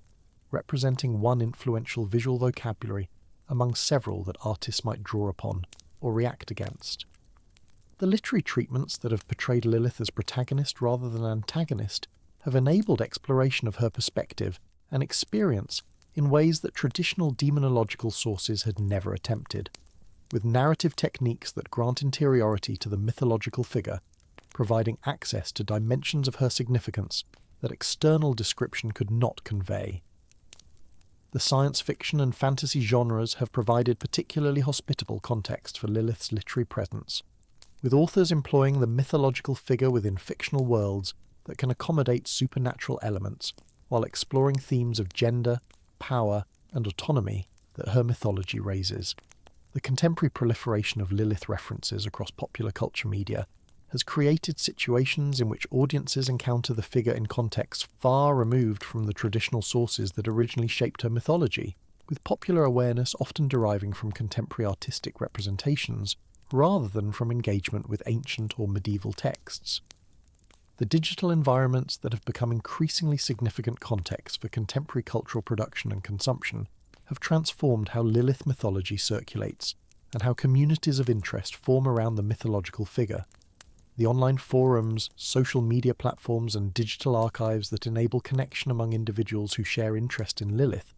have created virtual communities that transcend the geographic limitations that traditionally constrained religious and cultural transmission, with people who might never encounter others sharing their interests within physical proximity, finding connection through digital networks. The websites dedicated to various aspects of Lilith mythology range from scholarly resources presenting historical and textual information to religious sites offering devotional materials to artistic platforms showcasing creative engagements, with this diversity reflecting the multiple purposes that contemporary engagement with the mythological figure serves. The accessibility of information about Lilith through internet search has democratized access to material that was previously available only through specialized libraries or community membership, though such democratization has also raised concerns about quality control and the circulation of misinformation alongside legitimate scholarship. The digital reproduction and circulation of traditional texts, artistic representations, and contemporary interpretations has created unprecedented availability of material related to Lilith, though the overwhelming quantity of available information can itself create challenges for individuals seeking to develop informed understanding of the mythological figure and her significance. The online communities that have formed around various approaches to Lilith have provided context for conversation and mutual support among individuals whose interests might find little resonance within their immediate physical communities, with digital connection enabling forms of community that physical geography had previously prevented.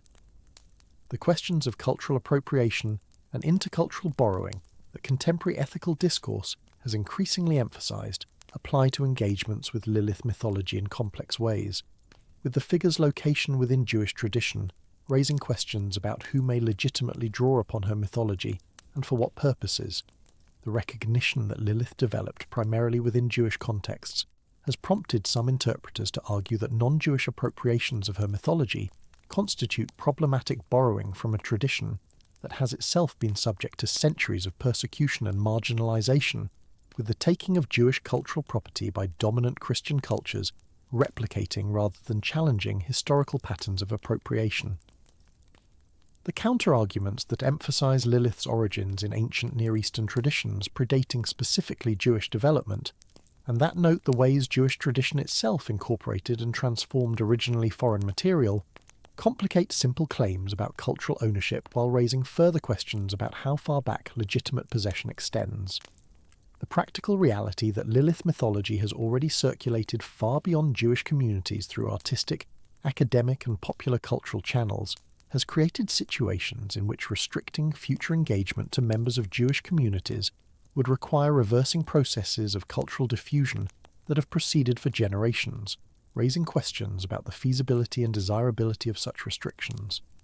The different positions on these questions reflect broader disagreements about cultural boundaries, the nature of tradition, and the ethics of intercultural engagement that extend far beyond any particular mythological figure,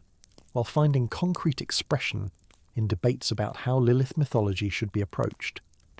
The eschatological dimensions of Lilith mythology within Jewish tradition raise questions about her ultimate fate that different sources have answered in various ways, with some treatments suggesting her eventual destruction, while others imply her eternal persistence within the cosmic order.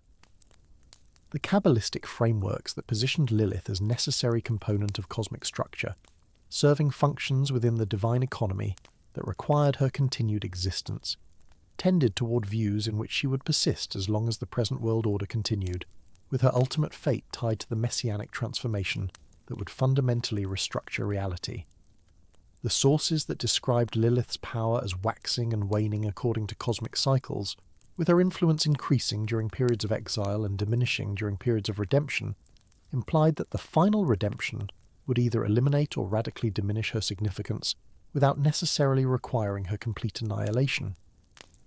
The protective practices that communities developed against Lilith assumed her continued activity within the present world, while hoping for future conditions in which such protection would no longer be necessary, with the tension between present danger and future hope shaping practical approaches to dealing with the demonic threat she represented.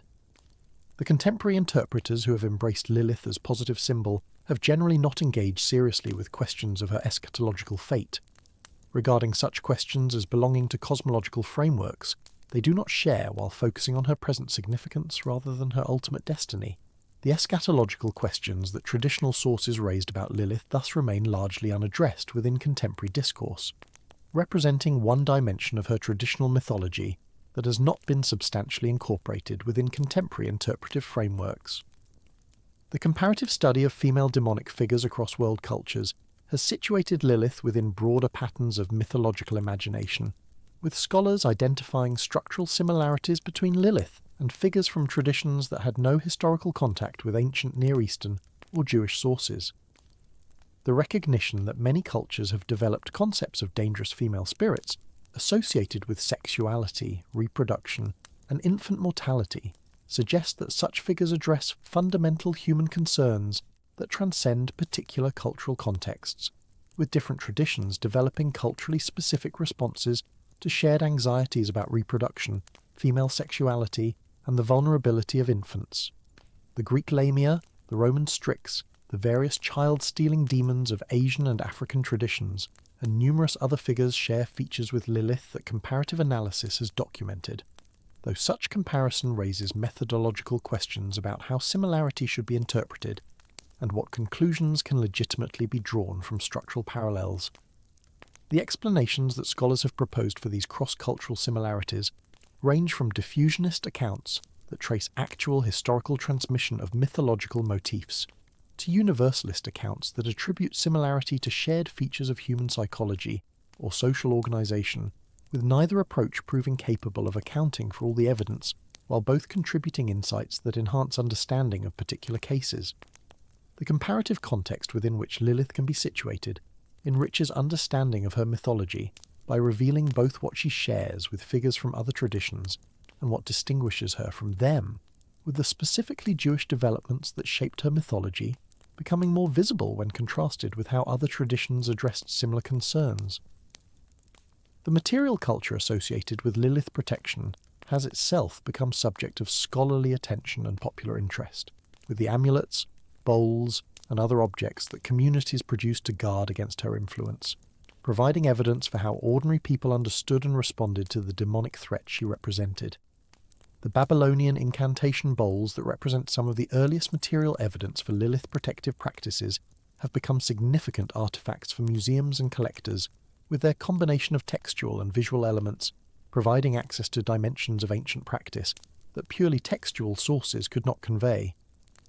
The manuscript amulets from medieval and early modern Jewish communities that contained formulas against Lilith, often incorporating the names of the three angels and other protective elements,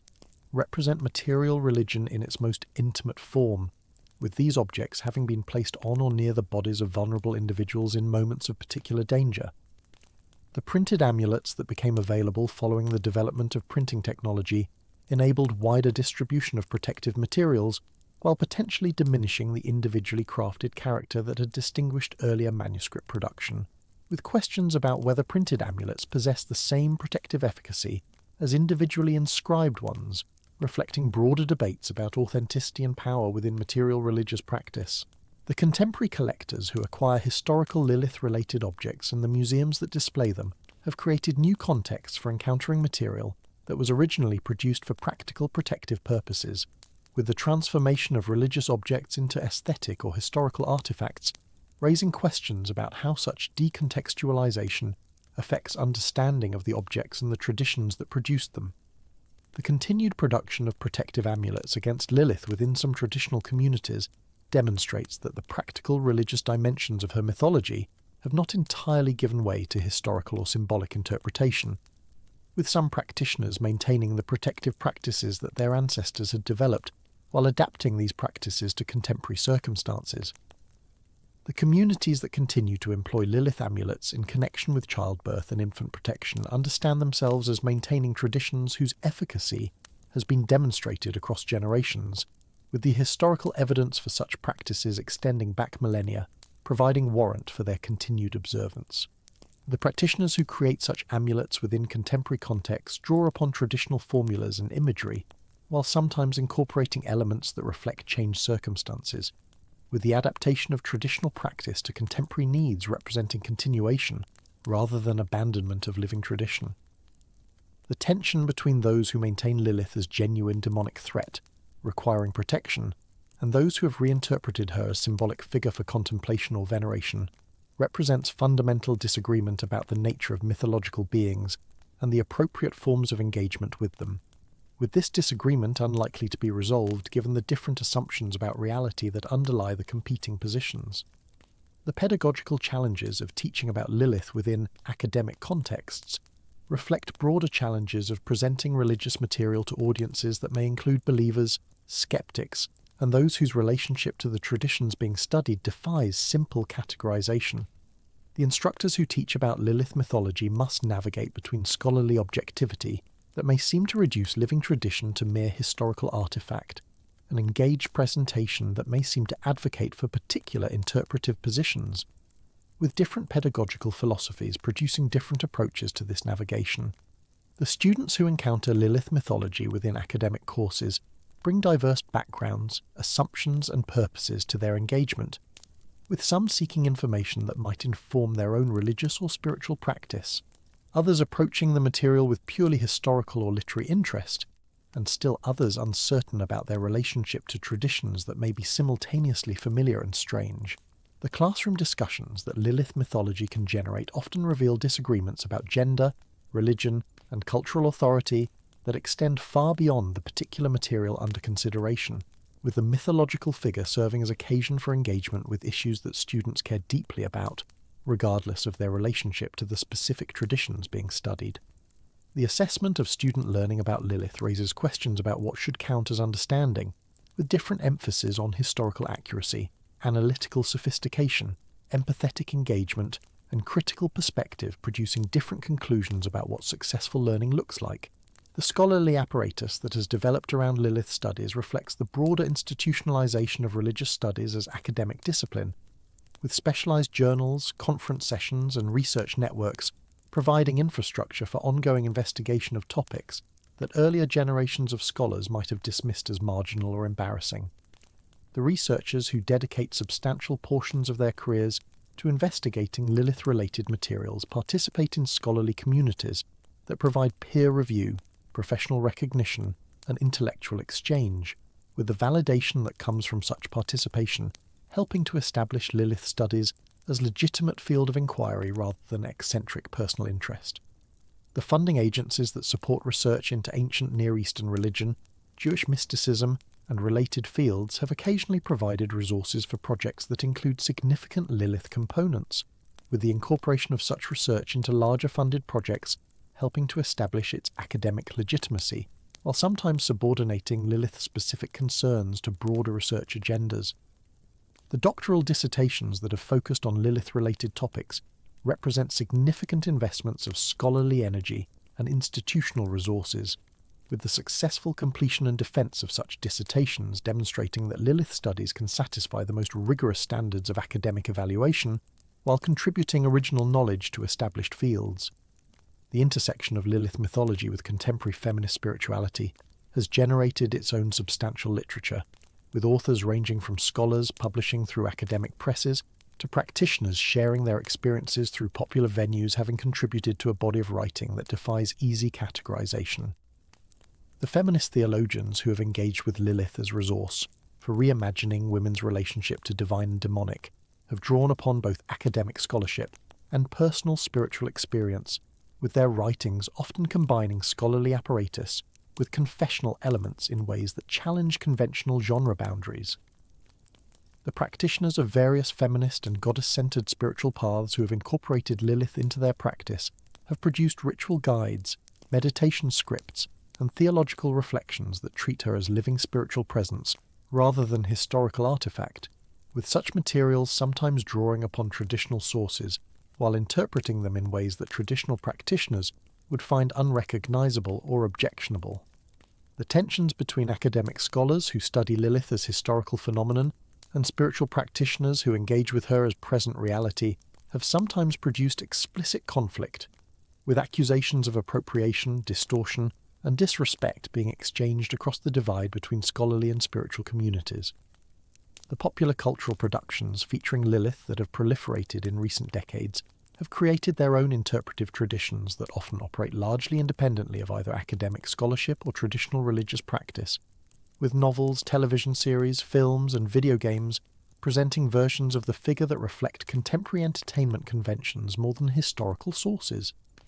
The creative artists who incorporate Lilith into their works typically exercise considerable freedom in adapting traditional materials to serve contemporary narrative purposes, with the demands of plot, character development, and audience engagement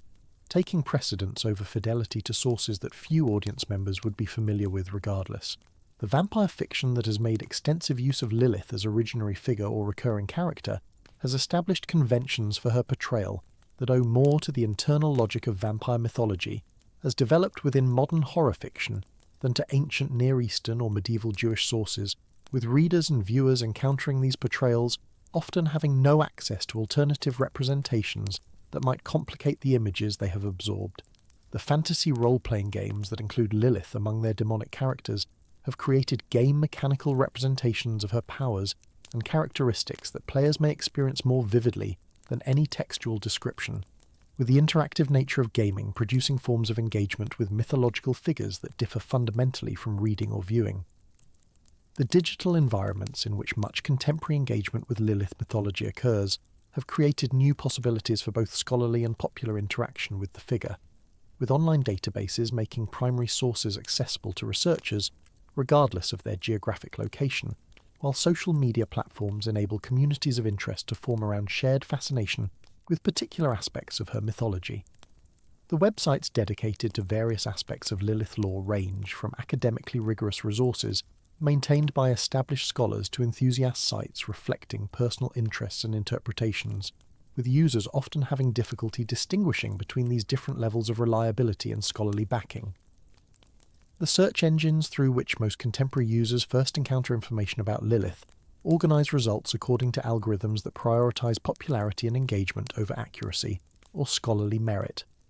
with the most frequently visited sites gaining additional visibility regardless of the quality of their content, while more reliable but less trafficked resources remain obscure. The Wikipedia article on Lilith, which functions as first point of contact for many inquirers, has been subject to ongoing editorial disputes that reflect the tensions between different communities, with stakes in how the figure is represented, with the article's content at any given moment reflecting the current state of these disputes rather than any stable consensus about what information is most important or accurate. The translation traditions through which most contemporary readers encounter ancient Lilith-related texts have shaped understanding of the figure in ways that are often invisible to readers who lack access to the original languages, with translation choices that seem minor or technical, often carrying significant interpretive implications. The decision to translate a particular Akkadian term as demon, rather than spirit or goddess, positions the being so designated within particular categories that may or may not correspond to ancient conceptualizations, with such categorizations potentially obscuring the ambiguity and fluidity that characterized ancient approaches to supernatural beings. The translations of the Alphabet of Ben Sira that have made the text accessible to readers without Hebrew have necessarily made choices about how to render terms whose meanings are contested or unclear, with different translations producing different impressions of the narrative's tone, theological implications and relationship to earlier traditions.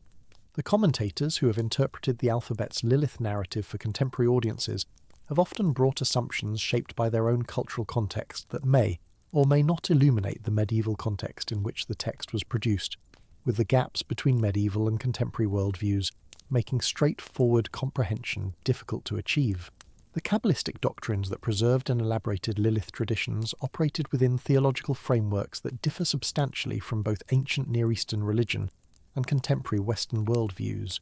with the distinctive assumptions of Kabbalistic thought shaping how practitioners understood and engaged with demonic beings, including Lilith. The Zoharic literature that became central to Kabbalistic tradition incorporated Lilith into elaborate mythological narratives concerning the structure of divine and demonic realms, with her role within these narratives reflecting specifically Kabbalistic concerns about cosmic evil, divine withdrawal, and the dynamics of redemption. The understanding of Lilith that emerged within Zoharic Kabbalah positioned her not merely as dangerous demon requiring protection, but as cosmic principle whose existence and activities bore significance for the entire structure of created reality,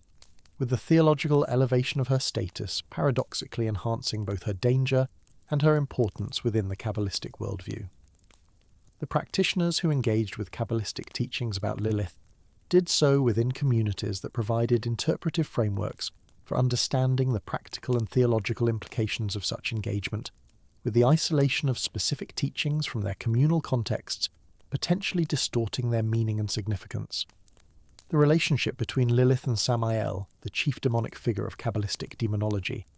became central to Zoharic mythology in ways that transformed both figures from their earlier characterizations, with the cosmic marriage between these demonic rulers creating a dark parallel to the sacred union that constituted central theme of Kabbalistic theosophical speculation. The portrayal of Lilith as Samael's consort within the demonic realm established her as queen of demons rather than merely one among many dangerous spirits, with this elevation of status bringing corresponding elevation of the threat she posed and the cosmic significance of that threat. The intimate relationship between demonic and divine realms within Kabbalistic thought meant that activities within the demonic sphere were not merely dangerous to human beings, but bore consequences for the entire structure of reality, with human actions potentially strengthening or weakening demonic powers depending on the moral and spiritual quality of those actions. The sexual dimensions of Kabbalistic demonology, including elaborate discussions of demonic sexuality and its relationship to human sexual behavior, placed Lilith at the center of concerns about the cosmic implications of human erotic life, with her seductive activities representing not merely personal danger to individual men, but participation in cosmic processes affecting the balance between holiness and impurity. The nocturnal emission traditions that had associated Lilith with male sexual dreams took on enhanced significance within Kabbalistic frameworks that understood such emissions as providing material substance for the generation of demonic offspring, with the progeny produced through such encounters understood as real beings inhabiting the demonic realm, rather than merely symbolic representations of spiritual danger. The elaborate discussions of how demons were generated through human sexual activity, whether intentional or involuntary, reflected Kabbalistic concerns about the material and spiritual consequences of embodied existence, with the body understood as site of cosmic significance, where the boundaries between holy and impure were constantly being negotiated. The protective practices that developed in response to these concerns sought to minimize opportunities for demonic sexual contact while providing remediation for encounters that could not be prevented, with the elaborate character of such practices reflecting the seriousness with which the threat was taken within practitioner communities. The men who experienced nocturnal emissions within traditional communities that accepted Kabbalistic demonology understood these experiences not as merely physiological phenomena, but as spiritual crises requiring religious response, with the psychological and spiritual effects of such understanding being difficult to assess from contemporary perspectives that typically reject the underlying assumptions. The feminine dimensions of Kabbalistic demonology positioned Lilith within a cosmic drama involving multiple feminine figures whose relationships with each other and with masculine divine and demonic powers constituted central concerns of theosophical speculation, with the Shekinah as exiled divine feminine presence standing in complex relationship to her demonic counterpart. The understanding of cosmic exile that pervaded Kabbalistic thought applied to both divine and human realms, with the exile of the Shekinah from full union with divine masculine powers paralleling and interacting with the exile of Israel from its land and the exile of individual souls from their divine source. The demonic realm benefited from these conditions of exile, with Lilith and other demonic powers gaining strength from the disruption of proper cosmic order that exile represented, and with the restoration of that order through redemption promising the corresponding diminishment or elimination of demonic power. The eschatological dimensions of Kabbalistic demonology thus positioned Lilith not as eternal cosmic principle, but as figure whose existence depended upon conditions of exile and impurity that would ultimately be overcome through divine redemption, with her power understood as temporary even if long-enduring in human temporal terms. The Lurianic developments within Kabbalistic tradition elaborated the cosmic mythology of exile and redemption in ways that further developed understandings of Lilith and her role within the demonic realm, with Isaac Luria's revolutionary reconceptualization of Kabbalistic theology providing new frameworks for understanding the origins and ultimate fate of evil. The doctrine of the breaking of the vessels that constituted central element of Lurianic cosmology explained the existence of evil not as original feature of creation, but as a result of cosmic catastrophe occurring in the earlier stages of divine creative activity, with the shells or husks that resulted from this breaking constituting the realm from which demonic powers including Lilith drew their existence and strength. The tikkun or repair that human beings could accomplish through proper observance of commandments and spiritual practices was understood as contributing to the restoration of cosmic order, with each individual act of holiness helping to liberate sparks of divine light trapped within the demonic shells and thereby weakening the powers of evil. The practitioners who understood their religious observance in these terms experienced their daily activities as participation in cosmic drama, whose ultimate outcome remained uncertain despite divine assurance of eventual redemption, with the motivation provided by such understanding adding urgency and significance to practices that might otherwise seem routine. The mythological narratives concerning Lilith that circulated within Kabbalistic communities often combined elements from different periods and sources in ways that created synthetic traditions reflecting ongoing creative engagement with inherited materials, with the boundaries between ancient sources and medieval elaborations becoming difficult to discern within texts that presented themselves as transmitting ancient wisdom. The claims to antiquity that often accompanied Kabbalistic teachings reflected both genuine connections to earlier traditions and strategic assertions of authority that enhanced the prestige of teachings, whose actual origins were more recent than claimed, with modern scholars working to untangle these complex patterns of transmission and invention. The practitioners who received Kabbalistic teachings about Lilith typically understood themselves as learning truths preserved from ancient times rather than engaging with relatively recent creative developments, with this understanding of the teachings affecting how they were received and integrated into practice. The authority that antiquity conferred within traditional communities meant that teachings understood as ancient carried weight that more recent innovations could not claim, with the strategic assertion of ancient origins serving important legitimating functions regardless of historical accuracy. The communities that maintained Kabbalistic traditions through periods of persecution, migration, and cultural transformation preserved Lilith-related teachings as part of broader bodies of mystical knowledge whose preservation was understood as sacred obligation, with the dedication of practitioners to maintaining these traditions, ensuring their survival across changing circumstances.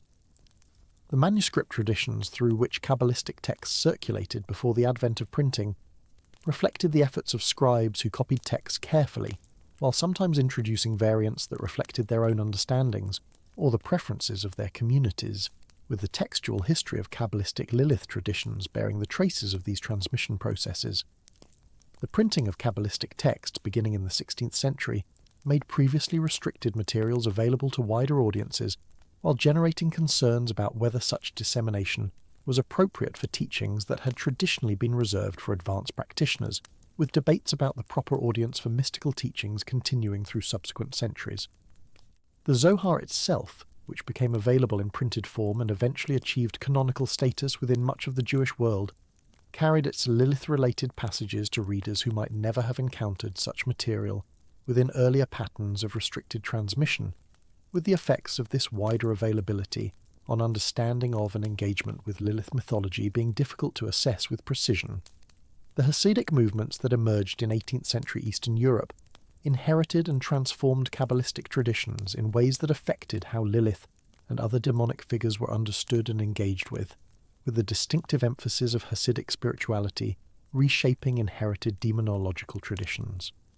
The emphasis on joy, divine immanence, and the accessibility of spiritual attainment that characterized many Hasidic teachings provided frameworks for engaging with demonic threats that differed in tone and emphasis from earlier Kabbalistic approaches, with some Hasidic masters de-emphasizing demonic dangers in favor of focus on divine presence and protection. The stories and teachings of Hasidic masters that circulated within their communities often included accounts of encounters with demonic beings that demonstrated the master's spiritual power, while providing guidance for followers facing similar challenges, with Lilith occasionally appearing within such narratives as adversary overcome through spiritual means.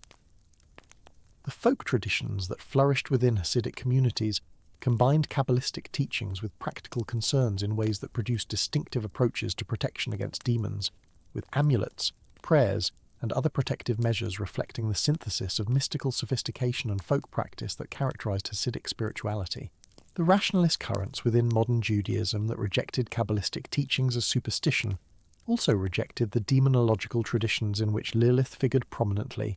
with the modernizing movements that sought to align Judaism with Enlightenment values having little patience for elaborate mythologies of demonic beings and their activities. The reformers who sought to present Judaism as rational ethical monotheism, compatible with modern scientific worldviews, found the Lilith traditions embarrassing remnants of pre-modern superstition, with such traditions being suppressed or ignored rather than engaged with seriously within modernizing communities. The scholarly study of Kabbalah that developed within the framework of Wissenschaft des Judentums approached mystical traditions as historical phenomena to be understood rather than living teachings to be practiced, with this scholarly distance enabling analytical engagement while potentially missing dimensions of meaning accessible only through practice. The tensions between those who maintain traditional engagement with Kabbalistic teachings, including their demonological dimensions, and those who rejected such engagement as incompatible with modernity, produced ongoing conflict within Jewish communities that has not been fully resolved, with different communities today maintaining substantially different relationships to these inherited traditions. The 20th century brought transformations in the reception and interpretation of Lilith traditions that would have been unimaginable to earlier generations of practitioners and scholars, with the figure who had developed across millennia of religious speculation finding new contexts of meaning within movements whose concerns differed dramatically from those that had shaped her earlier evolution. The feminist movements that emerged with increasing force from the 1960s onward discovered in Lilith a powerful symbol whose mythological history could be mobilized for contemporary purposes, with the story of Adam's first wife who refused submission becoming a founding narrative for movements asserting female autonomy and equality. The reading of the Alphabet of Ben Sira's Lilith narrative as proto-feminist assertion, whatever the intentions of its medieval author may have been, provided a mythological ancestor whose refusal to accept subordination could inspire contemporary struggles against patriarchal structures, with the transformation of a demonic figure into a feminist icon representing one of the most dramatic reinterpretations in Lilith's long history. The magazine titled Lilith that began publication in 1976 as a voice of Jewish feminism adopted the figure explicitly as symbol of female independence and resistance to male domination, with this editorial choice reflecting broader patterns of feminist engagement with the Lilith tradition that were developing simultaneously across multiple contexts. The recovery of Lilith as positive figure required selective engagement with the mythological tradition, emphasizing those elements that supported feminist readings while downplaying or reinterpreting elements that complicated such appropriation, with the demonic associations, child-killing activities, and sexual predation that had characterized Lilith across most of her history being set aside in favor of focus on her refusal of subordination. The creative works that emerged from feminist engagement with Lilith mythology range from poetry and fiction to visual art and ritual practice, with artists and writers finding in the figure raw material for explorations of female power, sexuality, and autonomy that drew strength from mythological precedent while serving contemporary purposes. The rituals developed within Jewish feminist communities that incorporated Lilith as honoured figure rather than feared demon represented dramatic inversions of traditional practices, with the being who had been warded against through amulets and incantations being invoked as ally and model within liturgical innovations that challenged traditional understandings. The tensions between feminist appropriations of Lilith and traditional Jewish engagement with the figure produced conflicts within communities attempting to navigate between inherited practices and contemporary values, with some viewing feminist Lilith celebrations as creative engagement with tradition, while others saw such practices as dangerous distortions of received wisdom about demonic realities. The academic study of Lilith traditions benefited from and contributed to these contemporary engagements, with scholarly analysis providing historical and textual grounding for feminist appropriations, while feminist interest in the figure stimulated scholarly attention to materials that might otherwise have received less attention. The dissertations and monographs addressing Lilith mythology that appeared in increasing numbers from the late 20th century onward reflected both scholarly interest in demonological traditions and broader cultural fascination with a figure whose contemporary resonance made her attractive subject for academic investigation. The interdisciplinary approaches that characterized much of this scholarship brought together perspectives from religious studies, folklore, feminist theory, and literary criticism in ways that illuminated different dimensions of the Lilith traditions, while sometimes producing tensions between methodological frameworks. The question of how to assess mythological traditions that had demonstrably caused harm through their association with misogynistic ideologies, while also containing elements appropriable for feminist purposes, generated ongoing debate within scholarly and activist communities, with the complexity of the Lilith tradition resisting simple categorization as either patriarchal tool or feminist resource. The New Age and neo-pagan movements that proliferated during the same period found in Lilith another context for engagement, with practitioners within these diverse spiritual communities discovering in the figure material for goddess worship, shadow work, and explorations of feminine power that differed in emphasis from both traditional Jewish engagement and explicitly feminist appropriations. The construction of Lilith as goddess figure within some neo-pagan frameworks required further transformation of the mythological tradition, elevating a figure who had been understood as demon within her originating context to divine status within new religious frameworks, with this elevation representing perhaps the most dramatic transformation in Lilith's long career of metamorphosis. The syncretistic approaches characteristic of much New Age spirituality combined Lilith with figures from other mythological traditions in ways that would have puzzled or horrified earlier practitioners, with the boundaries between distinct cultural traditions being dissolved in favour of universal frameworks that treated mythological figures as interchangeable expressions of archetypal realities. The psychological approaches to Lilith that drew upon Jungian frameworks interpreted the figure as representing aspects of the psyche, requiring integration rather than rejection, with the shadow self symbolized by Lilith being understood as containing energies and potentials whose acknowledgement and integration were necessary for psychological wholeness. The therapeutic appropriations of Lilith mythology that emerged from such psychological frameworks treated engagement with the figure as potentially healing practice rather than dangerous exposure to demonic influence, with the transformation from spiritual threat to psychological resource representing fundamental reorientation in understanding of what Lilith meant and how she should be engaged. The popular culture representations of Lilith that proliferated through film, television, literature, and digital media drew upon these various strands of contemporary engagement, while adding entertainment imperatives that further shaped how the figure was presented and understood, with the Lilith who appeared in horror films, fantasy novels, and video games bearing complex relationships to the mythological traditions from which she derived. The vampire mythologies that incorporated Lilith as primordial figure or mother of vampires represented one particularly influential strand of popular culture engagement, with the associations between Lilith and blood that had existed in some traditional sources being amplified and transformed within vampire fiction that drew upon romantic and Gothic traditions as much as authentic mythological materials. The television series and film franchises that featured Lilith as character brought awareness of the figure to audiences who might never have encountered her within religious or scholarly contexts, with popular entertainment serving as primary point of contact with Lilith for substantial portions of contemporary populations. The simplifications and distortions that necessarily accompanied such popular representations generated concerns among those with deeper knowledge of the traditions,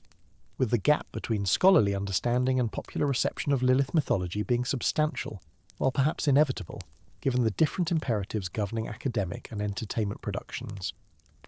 The digital environments of the 21st century provided new contexts for circulation and transformation of Lilith traditions, with websites, social media, and online communities enabling rapid dissemination of materials, while also facilitating misrepresentation and decontextualization of inherited teachings.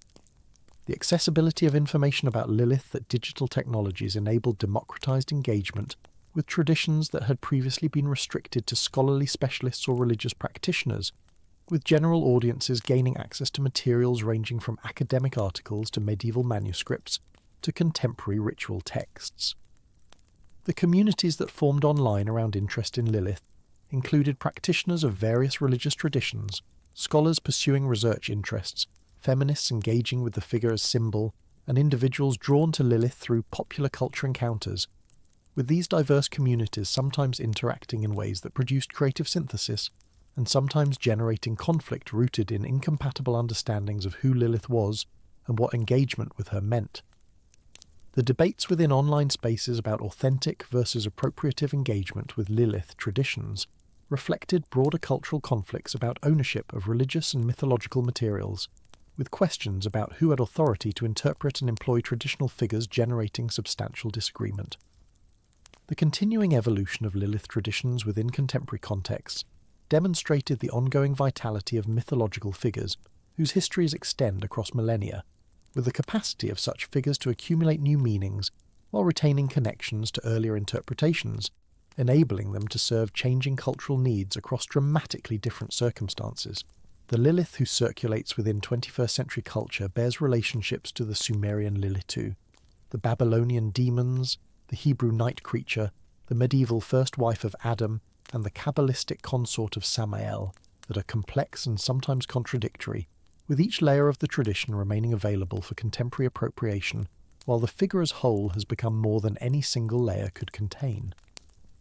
The scholarly efforts to trace these connections and document these transformations have produced substantial bodies of research that illuminate how mythological figures develop across time and across cultural boundaries, with Lilith serving as particularly rich case study for understanding the processes through which religious and mythological traditions evolve. The methodological challenges involved in studying a figure whose history spans multiple languages, multiple religious traditions, and multiple millennia have required scholars to develop approaches capable of handling such complexity, while remaining attentive to the specificities of particular contexts and periods. The comparative approaches that situate Lilith within broader patterns of demon mythology, goddess traditions, and gender ideology have illuminated connections that might be invisible from within any single tradition, while risking the flattening of distinctions that particularist approaches emphasize. The historical approaches that trace development across time have documented the mechanisms through which traditions transform while crossing boundaries between cultures, with the Lilith tradition providing exceptionally clear examples of such transformation processes. The textual approaches that focus on careful analysis of specific documents have produced detailed understandings of how Lilith appeared within particular works, while sometimes losing sight of broader patterns that contextual approaches reveal. The balance between these different scholarly approaches continues to be negotiated within academic communities, with no single methodology providing complete access to a tradition whose complexity exceeds what any individual approach can capture. The religious communities that continue to maintain active engagement with Lilith traditions do so within contexts shaped by all of these historical layers, with contemporary practitioners inheriting traditions that bear the accumulated meanings of millennia, while facing circumstances that require creative adaptation. The Orthodox Jewish communities that maintain traditional protective practices against Lilith continue to employ amulets and rituals whose forms derive from medieval and early modern precedents, with the reality of demonic threats being assumed within frameworks that have not accommodated modernizing skepticism about such matters. The practitioners within these communities who prepare amulets for new mothers and newborn children participate in traditions extending back centuries, while adapting their practices to contemporary circumstances in ways that maintain continuity with inherited wisdom. The tensions between such traditional practices and the values of surrounding secular cultures generate ongoing challenges for communities seeking to maintain distinctive traditions within contexts that regard such practices as superstitious remnants, with the defense of traditional Lilith-related practices being part of broader efforts to maintain religious distinctiveness in the face of assimilating pressures. The Kabbalistic practitioners who engage with Lilith within frameworks of mystical practice approach the figure with sophistication shaped by centuries of accumulated commentary and interpretation, with their engagement differing substantially from folk practices, while sharing assumptions about demonic reality that distinguish both from secular perspectives. The theurgic approaches that understand human practice as affecting divine and demonic realms continue within communities that maintain living Kabbalistic traditions, with practitioners understanding their engagement with Lilith-related teachings as having cosmic significance beyond individual protection or benefit. The feminist practitioners who have incorporated Lilith into Jewish ritual life occupy positions that traditionalists find problematic, while those feminists regard as creative and necessary adaptation, with the conflicts between these perspectives remaining unresolved within contemporary Jewish communities. The broader question of how religious traditions should engage with mythological elements that encode problematic ideologies, while also containing resources for contemporary meaning,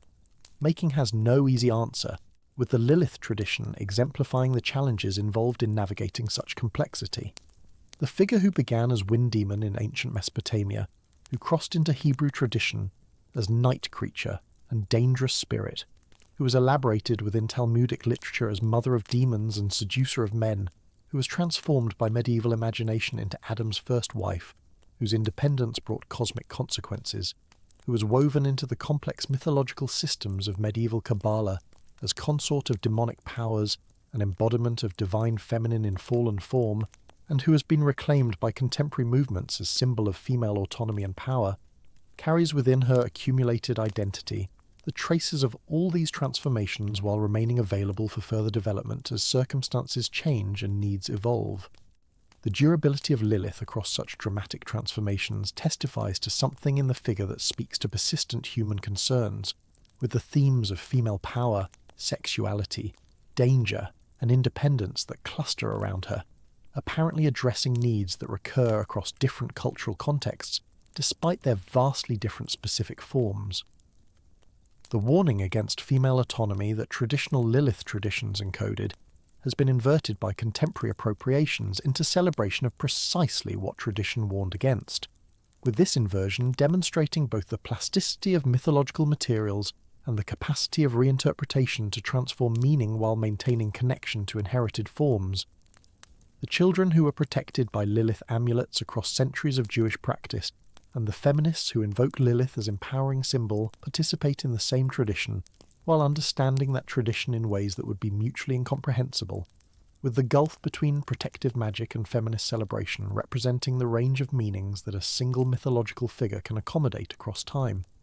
The texts that Scripture excluded and that tradition preserved outside canonical boundaries maintained alternative visions of origin and gender that official religion suppressed but could not eliminate, with the persistence of such alternative traditions demonstrating limits on the power of canonical authority to control meaning.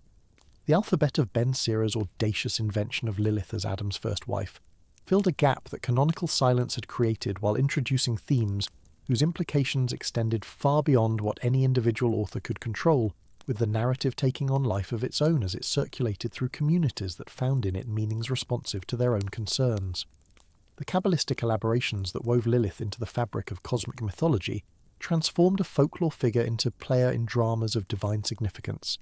with the sophistication of these developments reflecting the intellectual power of the traditions that produced them, while also encoding assumptions about gender and sexuality, whose implications contemporary readers cannot ignore. The preservation of these teachings across centuries of persecution, displacement, and cultural transformation required dedication whose depth reflected the importance practitioners attached to traditions they understood as sacred inheritance, with the efforts of scribes, teachers, and practitioners ensuring survival of materials that might otherwise have been lost. The scholarly recovery of these traditions in modern times has made available to general audiences materials that were previously accessible only to specialists, with the democratization of access to Lilith-related texts, enabling engagement by readers whose approaches and interests differ substantially from those of traditional practitioners. The future development of Lilith traditions remains open to possibilities that cannot be predicted from present circumstances, with the figure's demonstrated capacity for transformation suggesting continued evolution as cultural contexts change and new needs emerge. The digital environments that increasingly shape how mythological traditions circulate and develop may produce forms of Lilith engagement that differ as dramatically from present practices as present practices differ from medieval ones, with the mechanisms of tradition transmission being fundamentally altered by technological transformations whose full implications remain unclear. The communities that will maintain Lilith traditions in coming generations will inherit all the accumulated layers of meaning that millennia of development have produced, while facing circumstances requiring them to make their own determinations about what in this inheritance to preserve, what to transform, and what to reject. The Lilith who emerges from this ongoing process of reception and reinterpretation will bear relationships to all her predecessors, while being shaped by concerns that those predecessors could not have anticipated, with the continuity of tradition being maintained through transformation rather than static preservation. The wind demon who once prowled the wastelands of ancient Mesopotamia has travelled far from those origins, passing through transformations that have made her Hebrew spirit, Talmudic succubus, medieval first wife, Kabbalistic cosmic principle, feminist icon, and popular culture phenomenon, with each transformation adding layers to an identity that has become irreducibly multiple, while remaining recognisably continuous across its many forms. The persistence of Lilith across such dramatic metamorphosis testifies to the enduring power of mythological figures to embody human concerns about sexuality, gender, power, and danger in forms that speak across cultural boundaries and historical periods, with the particular configurations of meaning shifting while the underlying concerns remain recognisable. The figure who refused to lie beneath Adam in the garden has continued to refuse subordination throughout her long history, escaping every attempt to fix her meaning or constrain her development, with her capacity for transformation being itself a form of the independence that the Alphabet of Ben Sira attributed to her at the moment of her creation. The story of Lilith, extending from Sumerian wind demon through all her subsequent metamorphoses to the multiple Liliths who circulate within contemporary culture, demonstrates both the creativity of religious imagination and the persistence of concerns that transcend particular cultural moments, with her ongoing evolution ensuring that her story remains unfinished, her meaning unsettled, and her power to provoke, disturb, and inspire undiminished by the millennia through which she has travelled.